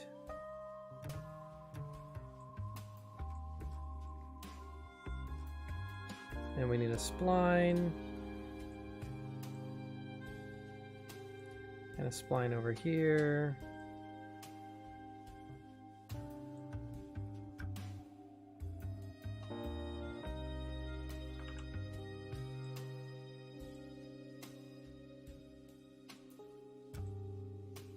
And that looks like just a straight line from there to there.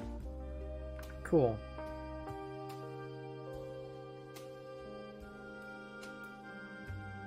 Alright, so we're gonna extrude this at an offset, and then I'm gonna do the inner shapes on top of the surface. I think that's how I'm gonna do it. Yeah, we'll make it a separate sketch. So extrude this.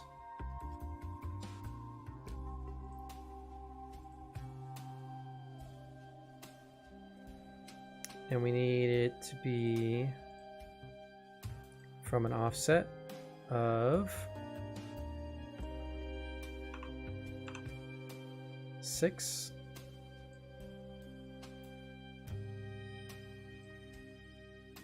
Make it at least 3 millimeters tall. And so that way we have room for that to move in and out. We should probably go 6.15. New body. Okay. That way there's this little gap right there, allowing that piece to go in and out. Yeah, so when that's rotated out, we've got this little bump here, which is shown in the reference material, and this curve here matches pretty nicely, except for, I guess, for that right there. So where's that at?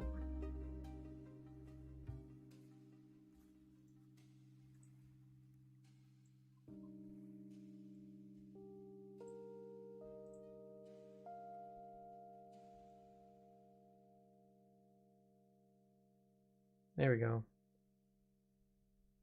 Yeah, it can be a little bit on the inside of that, as long as it looks good from the outside.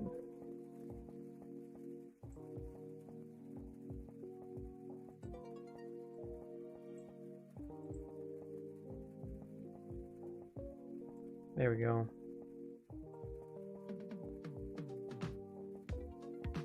All right, it looks like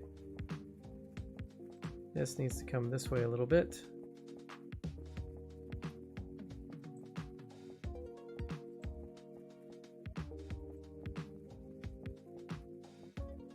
A whole millimeter.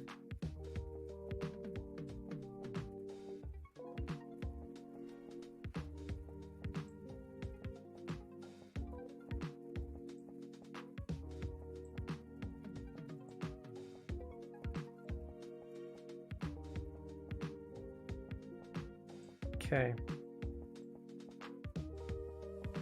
And what I want is I want the hole in this one to drive right up through that in the same spot.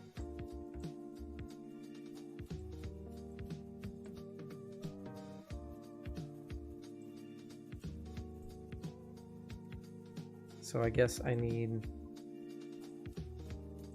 a circle there.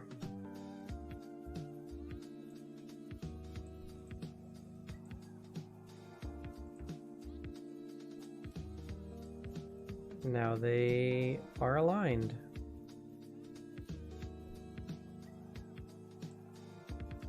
I could probably do better to match this curve to this curve.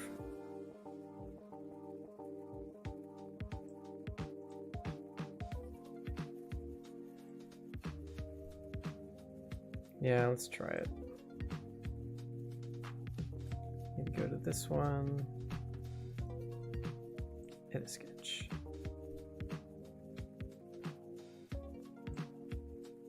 No, this needs to be fixed. That needs to be flattened out. That's what needs fixing.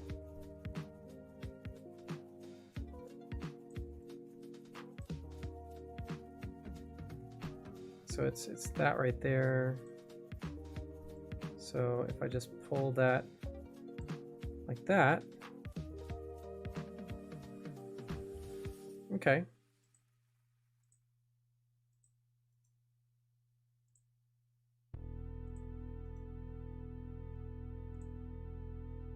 All right, I think I can get a lot closer now. And just sort of cheat.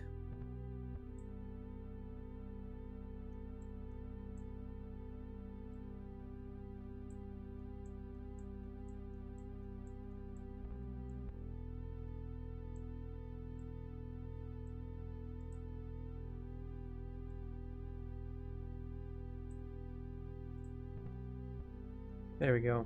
It's not a perfect match, but it's darn close.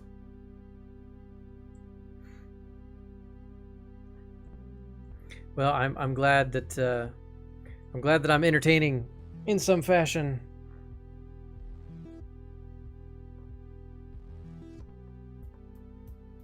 All right, let's get rid of that. Don't need that.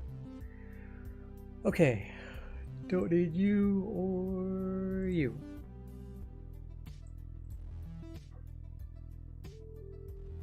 Just need an offset of looks like around 2, which was on the other one as well, so that makes sense. And then we need a nice spline there.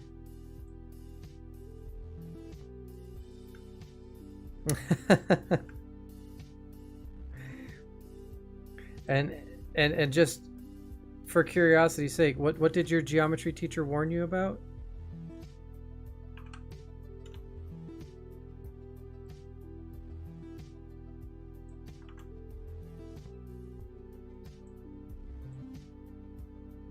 Oh, okay. My geometry teacher warned me about geometry. That checks out.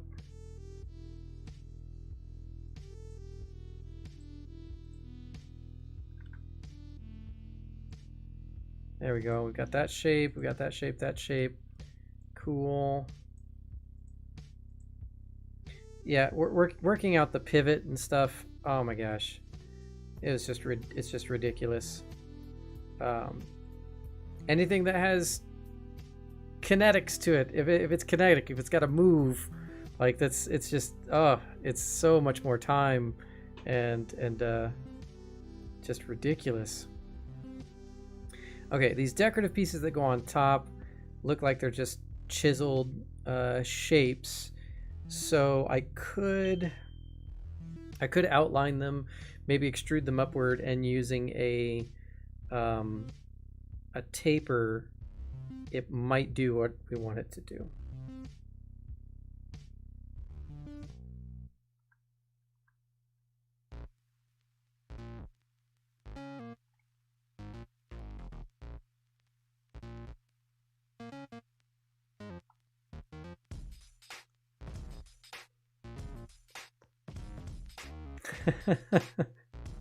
Jedi Master Ross thought of the couch.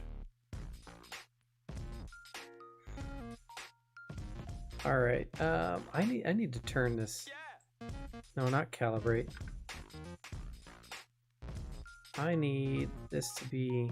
Oh, there we go. Much better, much easier to see. Okay. I think.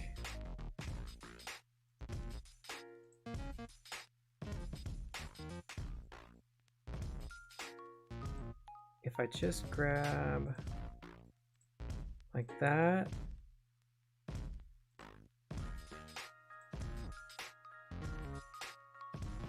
Okay. This one looked like almost a curve out to like there. Like that-ish.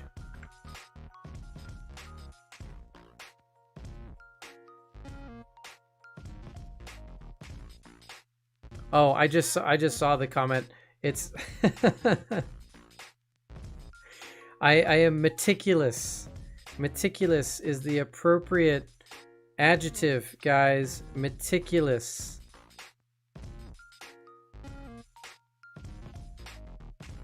I have made diamond shapes before when I was doing the link. So I know it works for stuff like this, but the extra shapes I wasn't 100% sure about.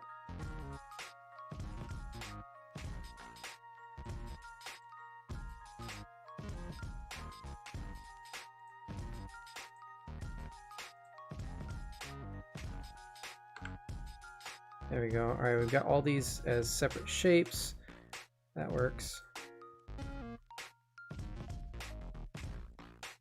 You guys are terrible. Just terrible. All right, so this part and this part are going to sink down 0.5 millimeter.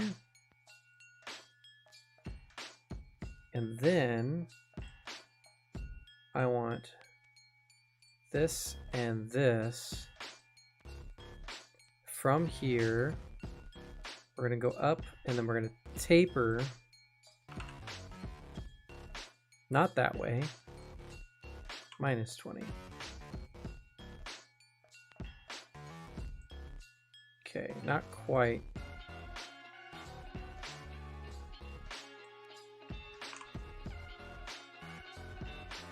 Oh, too far.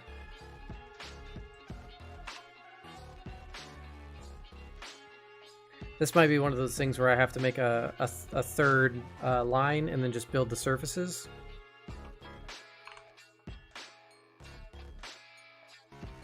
Because I don't think it's going to like me.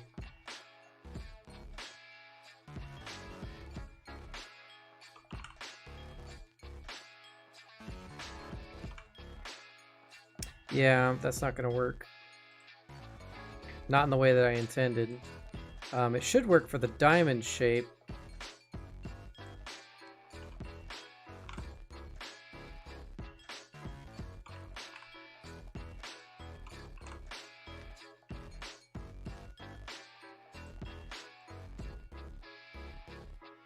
It's a little tall, but not bad. I could scale it down if I really wanted to. Oh, from object, from here.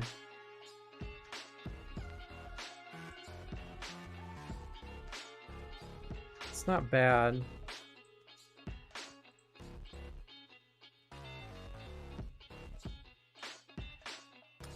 I want to go from here, not to the sketch, to that. Okay, so it's around 1/8 of an inch high. It's not bad.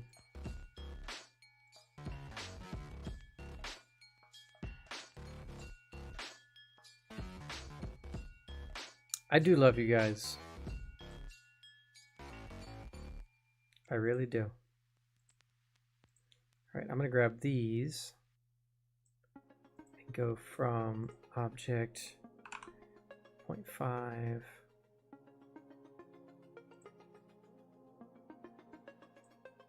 Oh, that's kind of weird. Okay.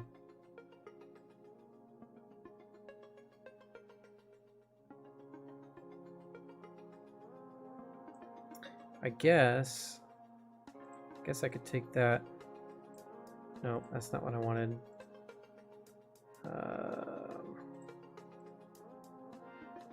Nope.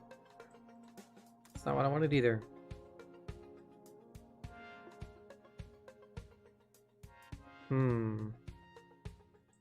It's not exactly what I was looking for. Oh, it kind of looks like it goes around that whole thing, doesn't it? Like, yeah, like it covers that, and then the diamond actually sits kind of next to it. That would make more sense. So we're gonna undo that.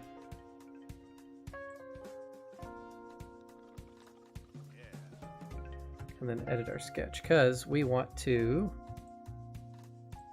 bring that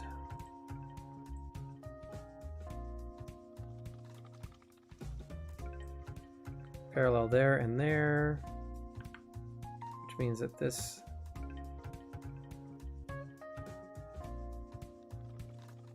should go parallel as well.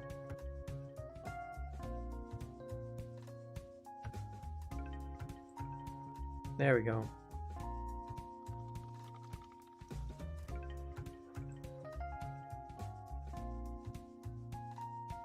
Just need this.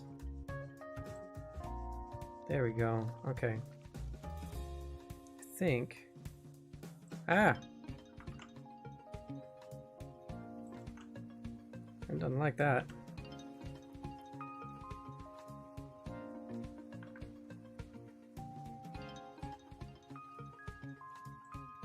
Wow, it really doesn't like that. Let's try to make these match a little bit better. Guess I could just move that one in, make it smaller. There we go.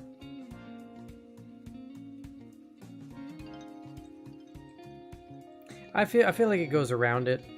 I think that makes more sense visually for the way that this is working out. So I think I do need to close these off where it interrupts these other shapes here, because I have a feeling we're going to want them to overlap.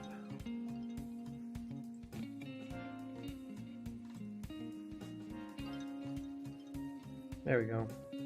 Okay. So then, basically I need to, when I was doing this for like the link sword and stuff, I would just make an extra curve that lines up like that, right along whatever the elevation is there, but then I can turn this way, grab this point, and then just pull it up so that it goes like that. And we'll just do 3 millimeters. Since the other detail was like about 3 millimeters high, we'll do 3 millimeters on that. So now it has a height and that sort of thing going on there. And then I can come to this one and follow that edge.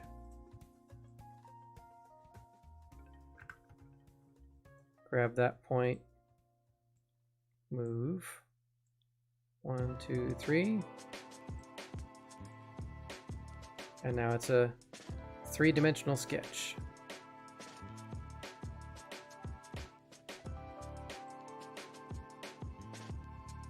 All right, so I should be able to here. Let's turn that off because that's just getting in the way. I want this. No, we're gonna do this first. We're going to grab that, go from this object and go up 0.5. Then I want this from this object.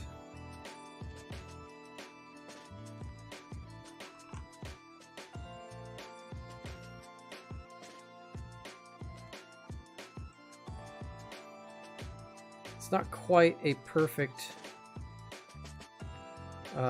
diamond shape because our vertices don't line up very well.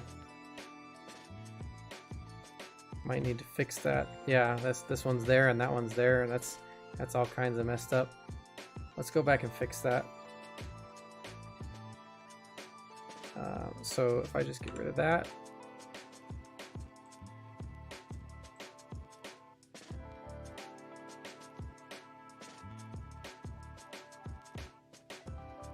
Come on now.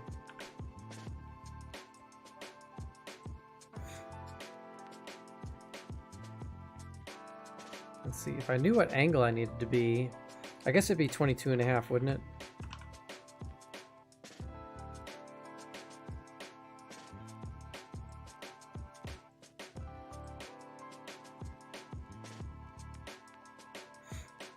And then this Oh, okay. I see, I see. So it's kind of this part that's wonky. So what I want is I want a new constraint. Perpendicular. Want this perpendicular to that. There we go. You have reached the voice Fixed. mailbox of Kino. Then I'll just make those construction lines. So then that's my shape. Cool. Let's see if that worked.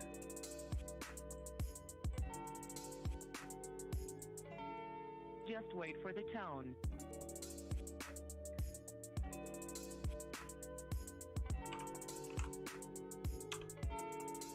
There we go. It's still not 100% perfect, but who's gonna notice? Alright, surface. I need to loft from there to there. Or no, there to there. The person you're trying to reach is not available right now. What the heck, man? Why aren't you doing the thing?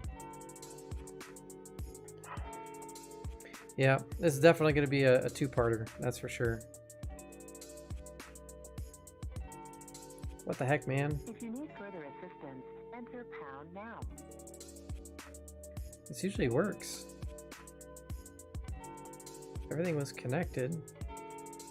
Maybe it needs to be a patch. Please leave your name, number, and a message after Okay, well that made a surface. Okay, I mean I guess that works. Usually it's loft, but you know, whatever.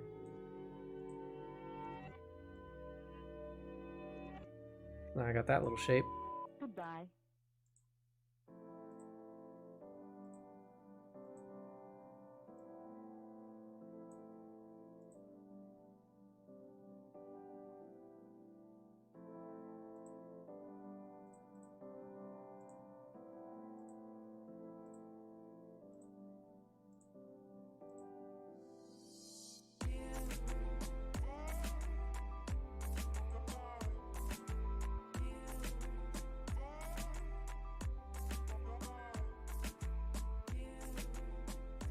Hey, what the heck, man?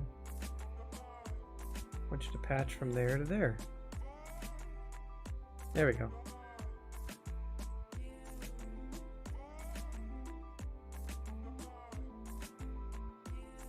Okay, that's weird.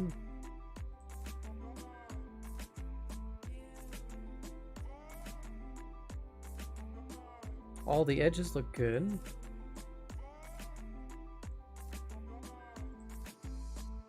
There we go. Okay.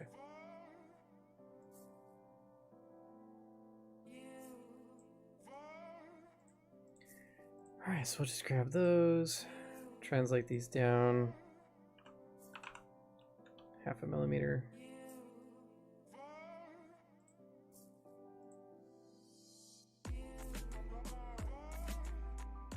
That looks right.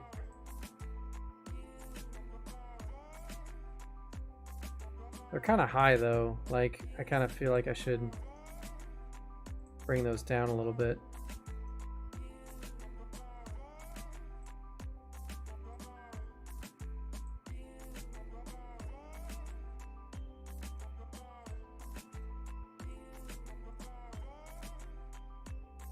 There we go. There, so that's the peak of our diamond shape, and that kind of matches the height of everything else, so I feel a little bit better about that now.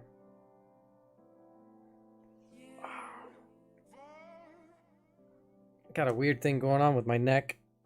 I like strained it the other day, and so now like even just sitting here it's kind of messed up. I'm wondering if I'm at the right height. Maybe I need to be taller.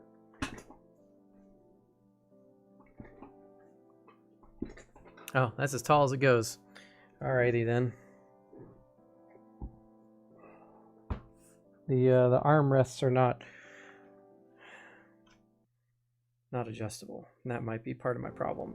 Is like where the armrests are, my elbows are just a little bit too high. And so it's like straining my neck to hold my arms up. Okay. So we should be able to combine that, and that into one thingy. And then mirror this.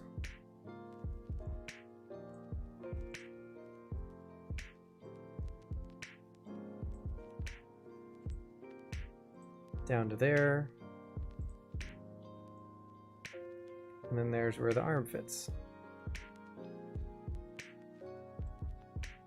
Okay, so what I was saying before is that there can be a shape that sits like right in here, that kind of connects these two together, and that this sits against when it's open, and that doesn't disturb it when it's rotating closed. So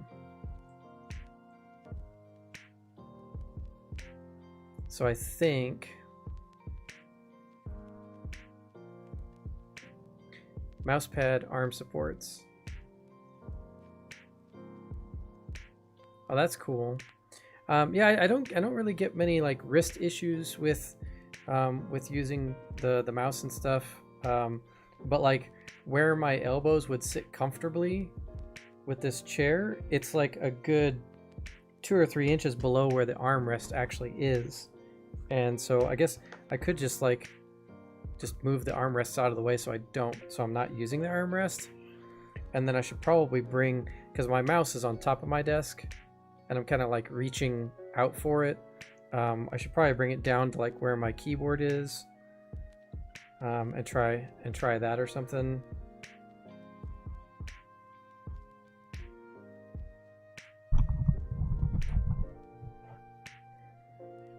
It just sucks because my keyboard tray thing here is not very big.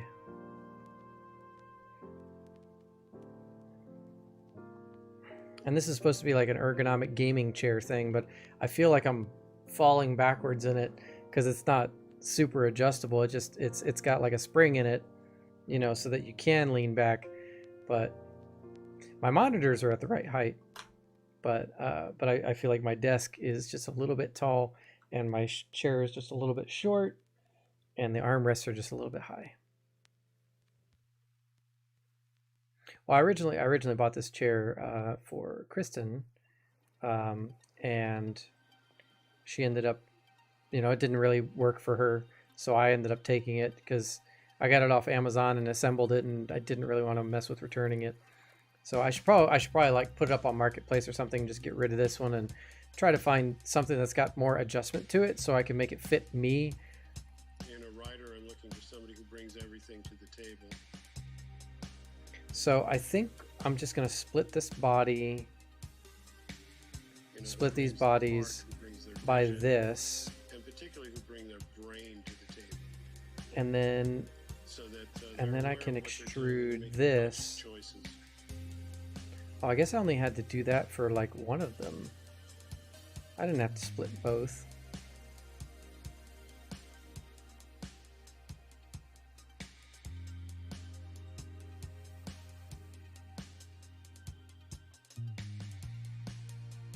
There we go.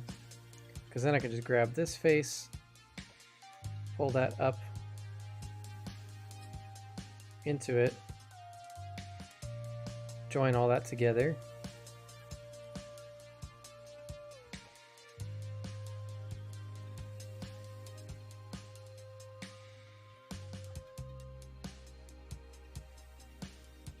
I don't have a lot of patience for people who feel like they're downloading from the cosmos.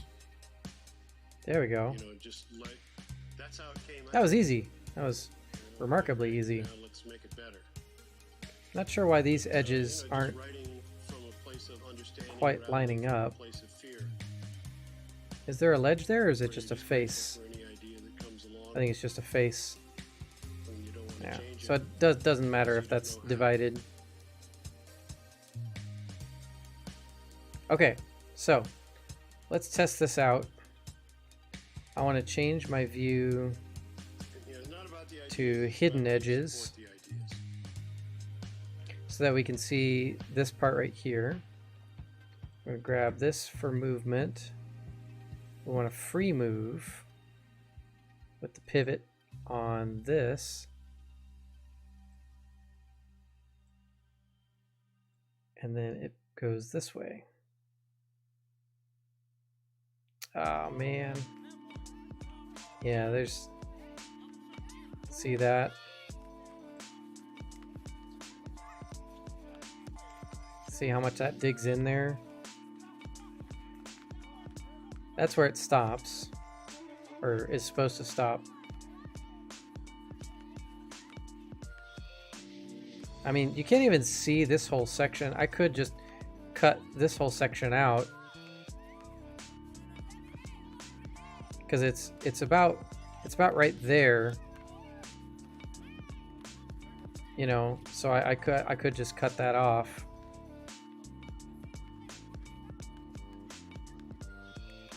It's either that, or I need to cut like a groove into this part so that it's empty, you know, where that thing is moving there.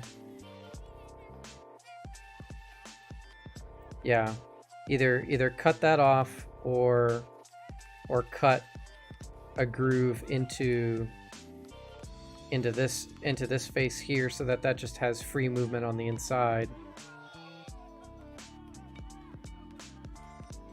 But since you can't even see any of that part, then yeah, I guess it just makes sense that we should just cut that part off.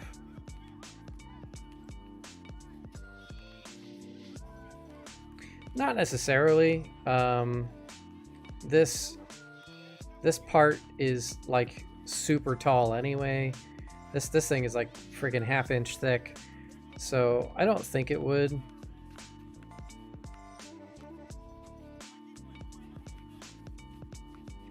Yeah, it's super thick. But I'm agreeing with you. I think cutting off part of that is a better idea anyway.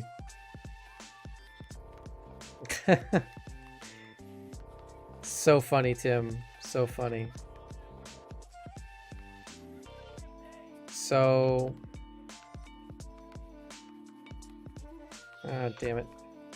That's not what I wanted. I want to sketch on this surface because I want to be able to connect to that vertex right there.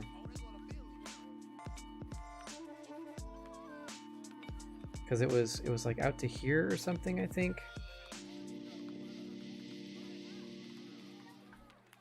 Because I need this to follow that same curve, at least for a little bit.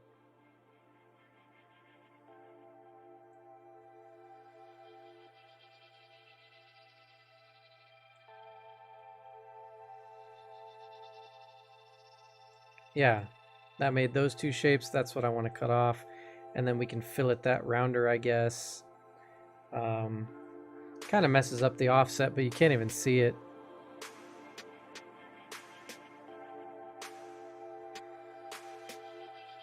What if that part recessed inward and then flexed back out as the part slid back and forth?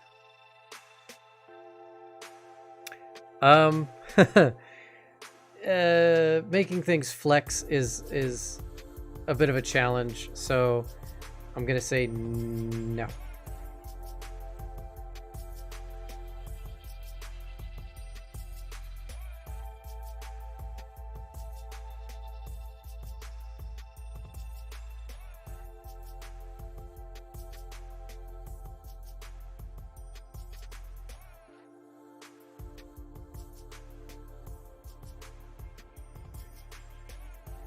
There we go. So now we got that there, got that there.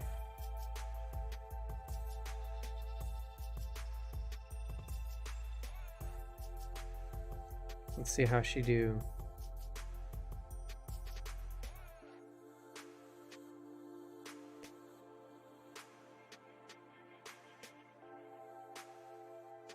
Oh, yeah, so that missed easily. Trouble is I went to a little too far because this is supposed to go all the way to there. So, gotta make an adjustment there.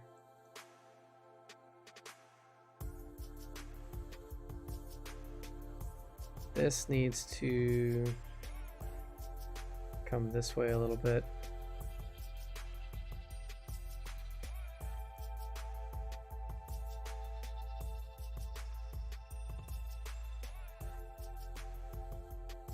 All right. Probably don't need the fillet that big.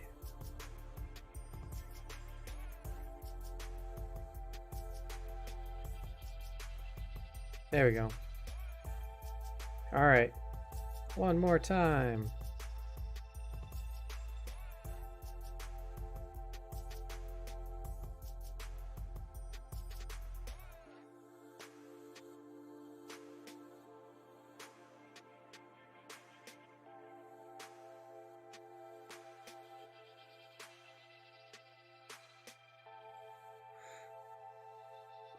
Man, that gets close, doesn't it? On that first 5 degrees, it's really close right there. But, and then when it's out here, you can see that little curve there. I mean, I guess that's not a huge deal. I can't bring it back anymore. Oh my gosh, Mario. Yes, it was a weird flex. Why do I hang out with you guys? What if this just wasn't filleted? Would it still work? No, I guess the fillet kind of helped, didn't it?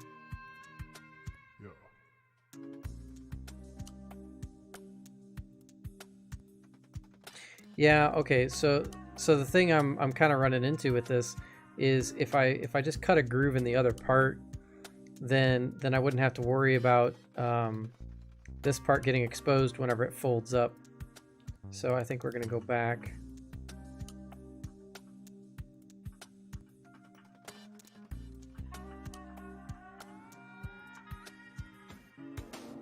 Because I think, let's just get rid of that. Okay.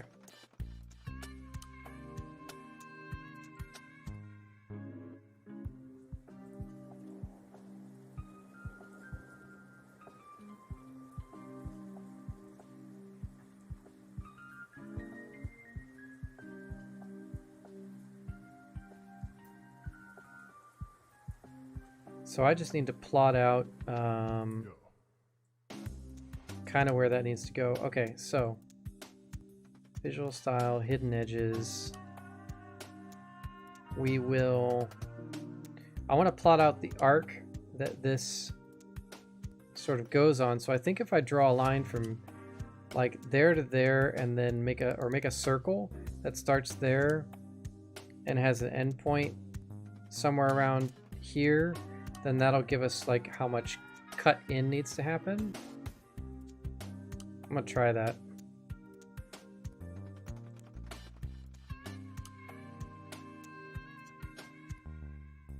Of course, it's not gonna let me grab that. That's okay. I think I can just kind of guess at where the middle is.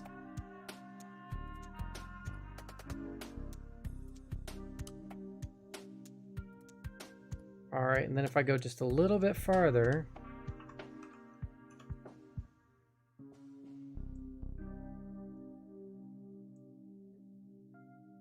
all right, so we'll get rid of that.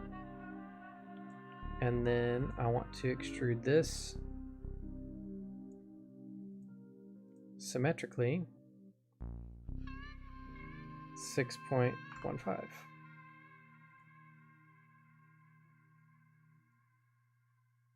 All right, so now I've got that curve there. And if I go to move this guy,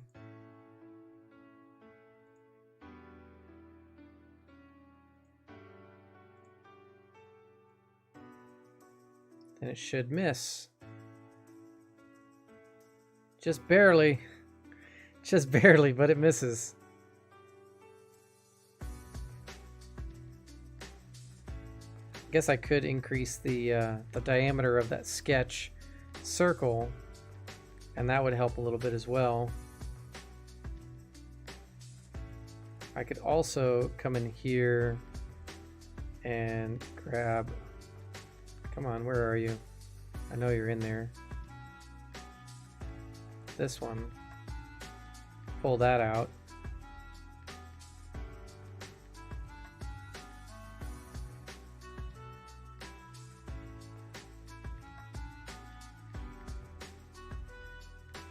Let's grab the other one too.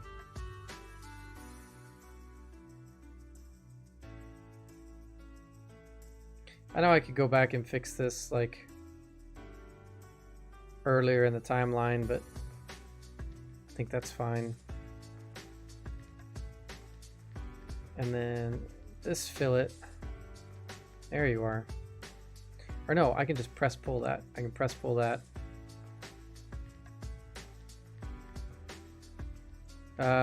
Or it'll freak out at me. So maybe not. Edit feature. Go 3. There we go. All right.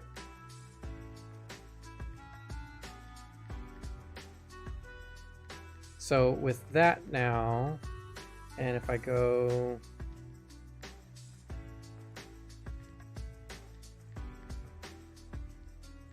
Where's my circle? Oh, there it is. Let's go 41. There we go.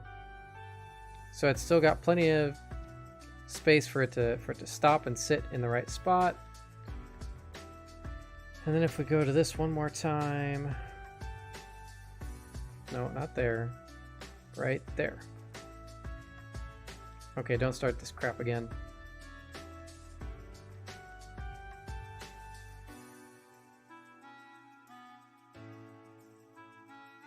Oh my gosh. Cancel. Move this. Free move it. But set the pivot right there. Just set the pivot there.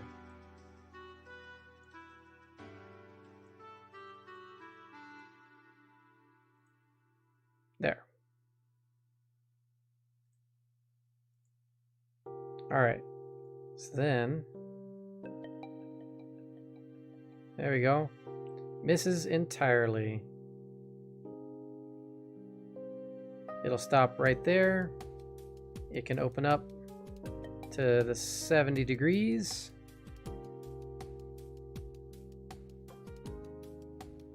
And then it's supposed to stop and lock in this position. I was saying we could put some magnets. I'm thinking like right under this area here, put a magnet and then a magnet in that part so that when it lines up, then it holds that in place. Saving would be a good idea right now. That is a very good idea. Let's go ahead and do that. What was this called again? Oh yes, Stellan Gios.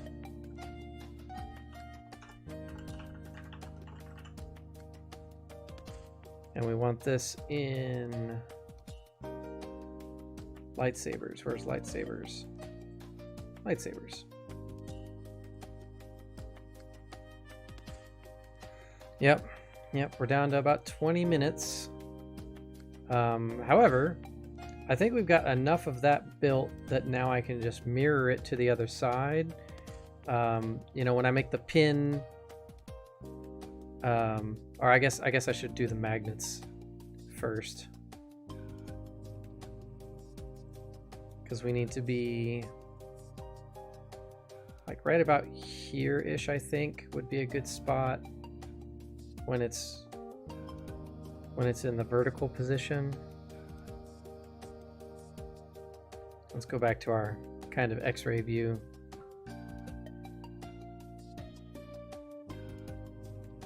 Yeah, the closer it is to this, the more hidden it's going to be. So if I put it like here, and what do we say? Maybe a 6 millimeter, a 6 millimeter magnet.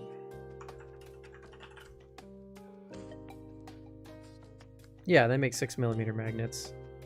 That'll work.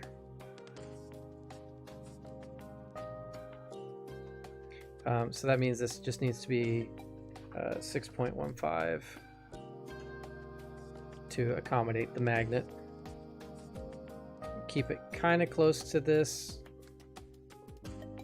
but we do need that and that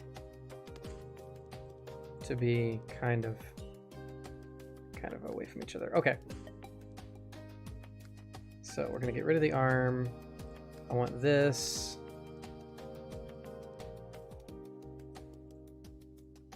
Into this object. And we're gonna do, let's see, how thick are these usually? 3 millimeters. Okay, so there's 3 millimeter ones. There's 1.5 millimeter ones. So if I go 1.65,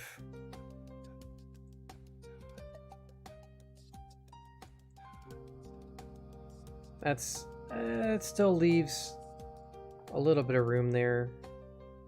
It should be okay, I think. And then the distance between these two from there to there is just almost 2 millimeters, so that's fine. Yeah, I think this will work.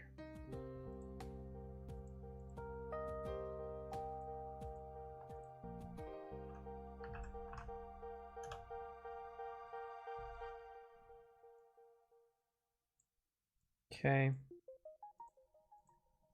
And then the arm thingy.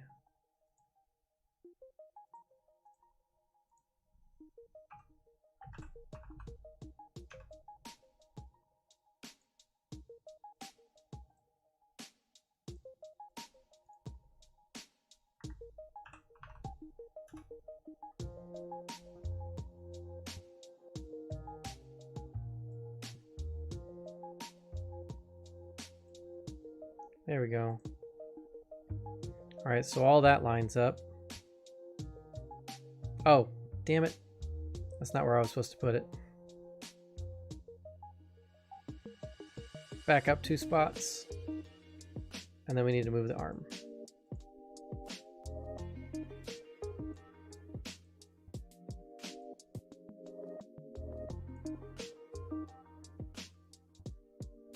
Ah, it's doing that thing again. Free move from this. Need it 70 degrees.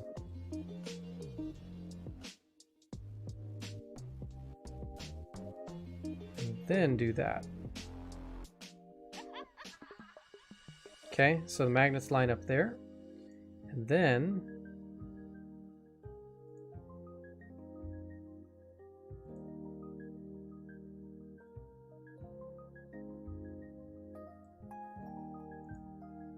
then that's where they end up when it's open. I don't know what y'all think, but I think that's pretty.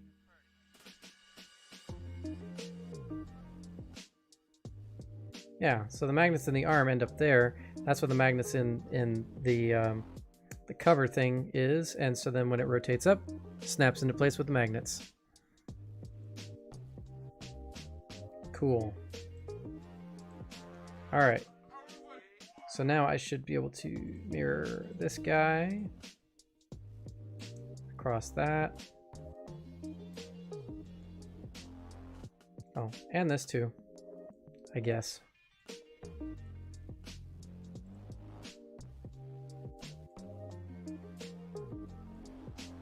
There we go. There's that now. Holy cow. Alright. So this needs that and that added into it. Join all that together. Looks like that joined okay. That all looks fine. Okay, turn off the arms. That's what that part looks like. That looks good. All right. So I need a button on the switch. And that's it for the switch. Yeah, I just need a button. Looks like it's a pretty simple red button. I could grab the red knurled button from some of the other sabers. Let's go ahead and do that. Let's grab. Let's see. It was in the prequels one. I want to say it was the Kit Fisto. Well, I was gonna model that later after the emitter, so that I could split it between the two pieces, so that it all lines up perfectly. Okay, it was not the Kit Fisto, so that is not the one I want. What's the one that had the big red button on it? Was it the Shock T? It was the Shock T.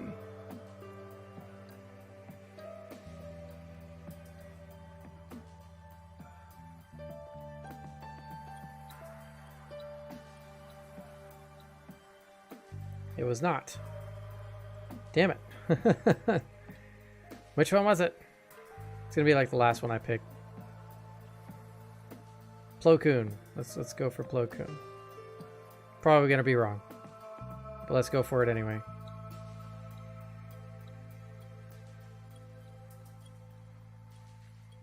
There it is. I want that.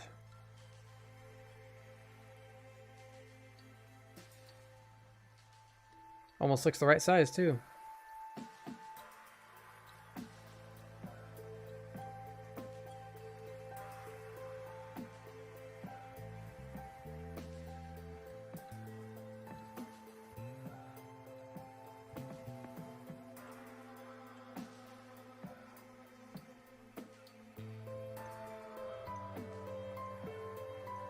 There we go.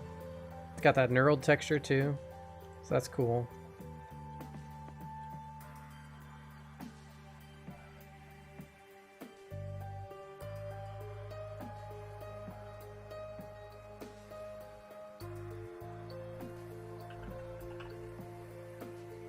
There we go. I know I need to fillet all of that.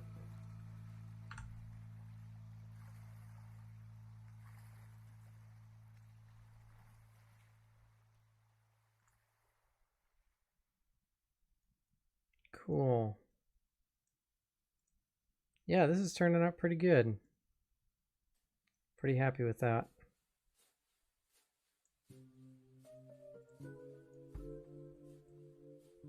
Man, this thing is huge.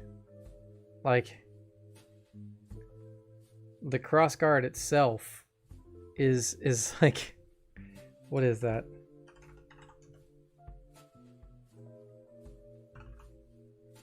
This is almost 10 inches across. Isn't that crazy? That's like 10 inches across. This is a big saber. Huge. It's the biggest saber. It's the hugest, most excellent saber ever made. That was bad. I should feel bad about that.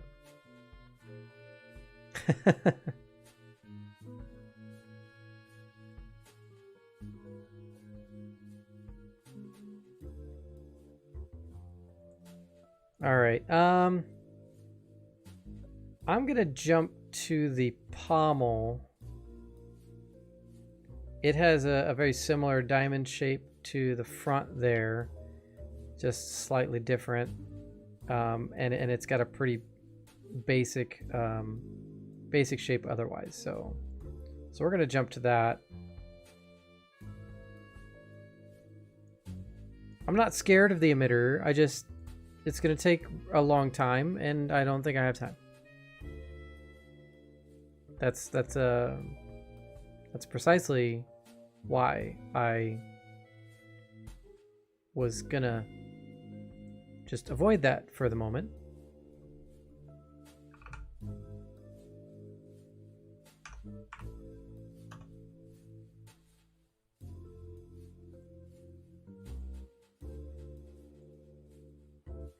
All right, we're gonna go. Oh, come on. Get rid of that. Just get rid of all that. Because I want to go 3.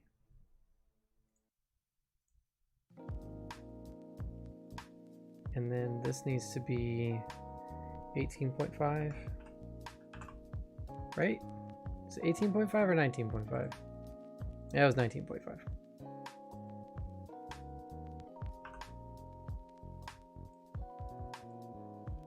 Then that goes up like that. There we go.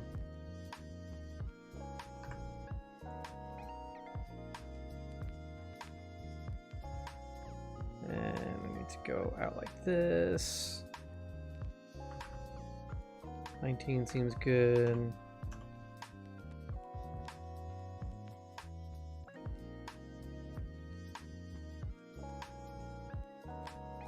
It's getting a little hung up on sketches for some reason.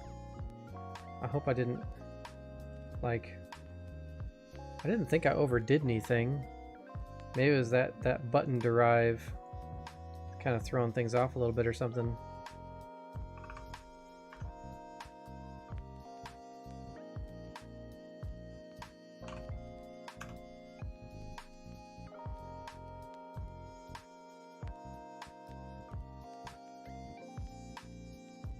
Okay, now it's acting fine.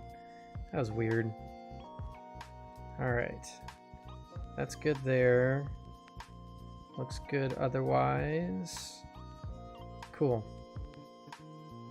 Let's revolve that out. Oh no, I missed some lines.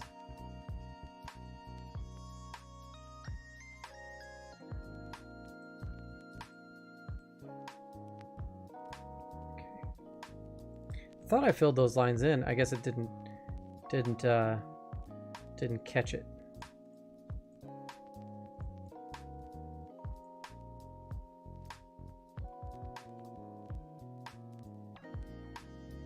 There we go.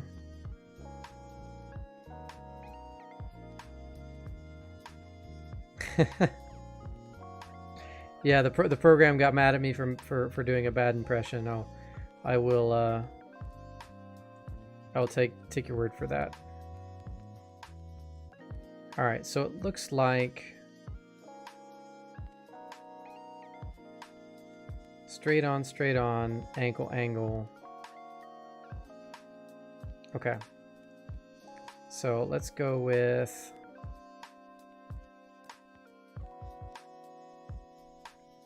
yeah, it looks like it meets there. Goes almost out to the end. So 6 by 60, that probably makes sense. And then we just need a little angle piece.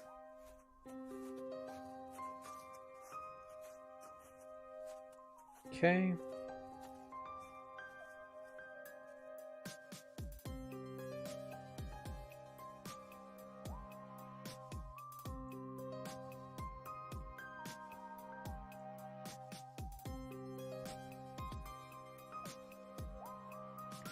Let's do symmetrical.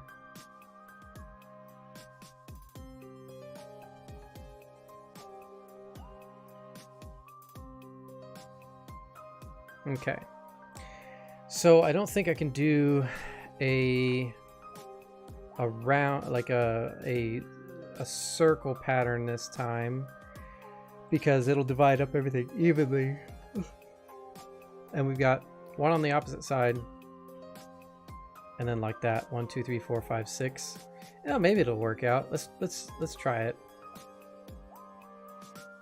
So we'll grab this. Grab that as the axis. Do 6 of them. I'm not sure.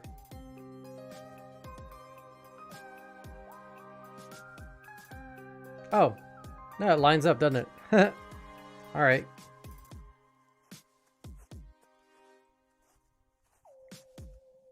All right, so that's good there. Come on now. Something weird going on right there. It should have been. Oh, did I mess up the sketch?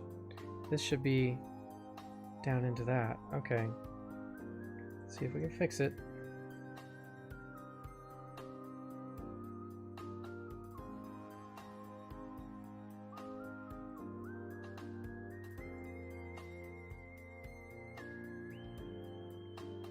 Oh right, because of the width there. So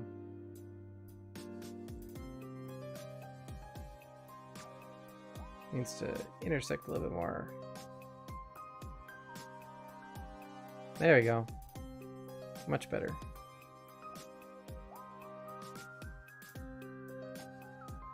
And then this was chamfered a little bit.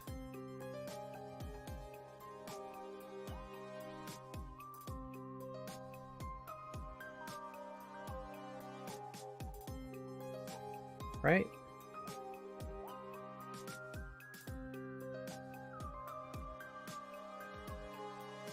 Yeah, okay.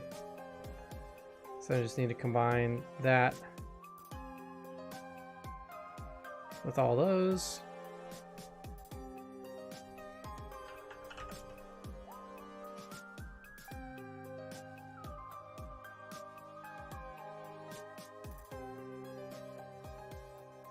And it's coming together. Oh, because it's a button from a foreign place. I let the foreigner in.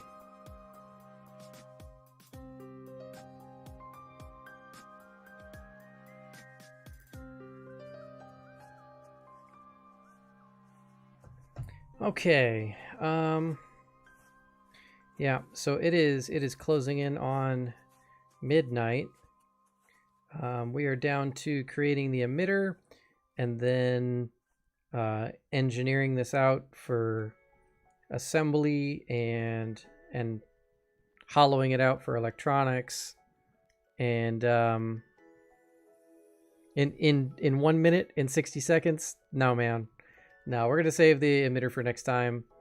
And we might look at some other High Republic stuff. I saw some other High Republic sabers in like on the cover art and stuff, and some of them were kind of interesting but also simple. So we might be able to do some other High Republic stuff next time after we finish this one, because I think 1 more hour and we'd have this one done.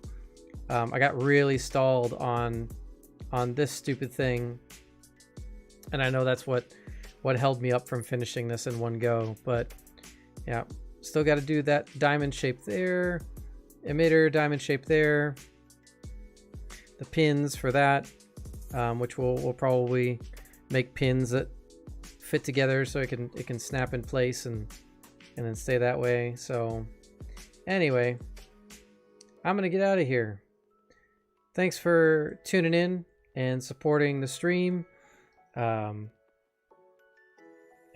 yeah, I guess I'll be here next Monday to continue this and see where we can take it. Thanks so much for hanging out, guys. I'll see you next time.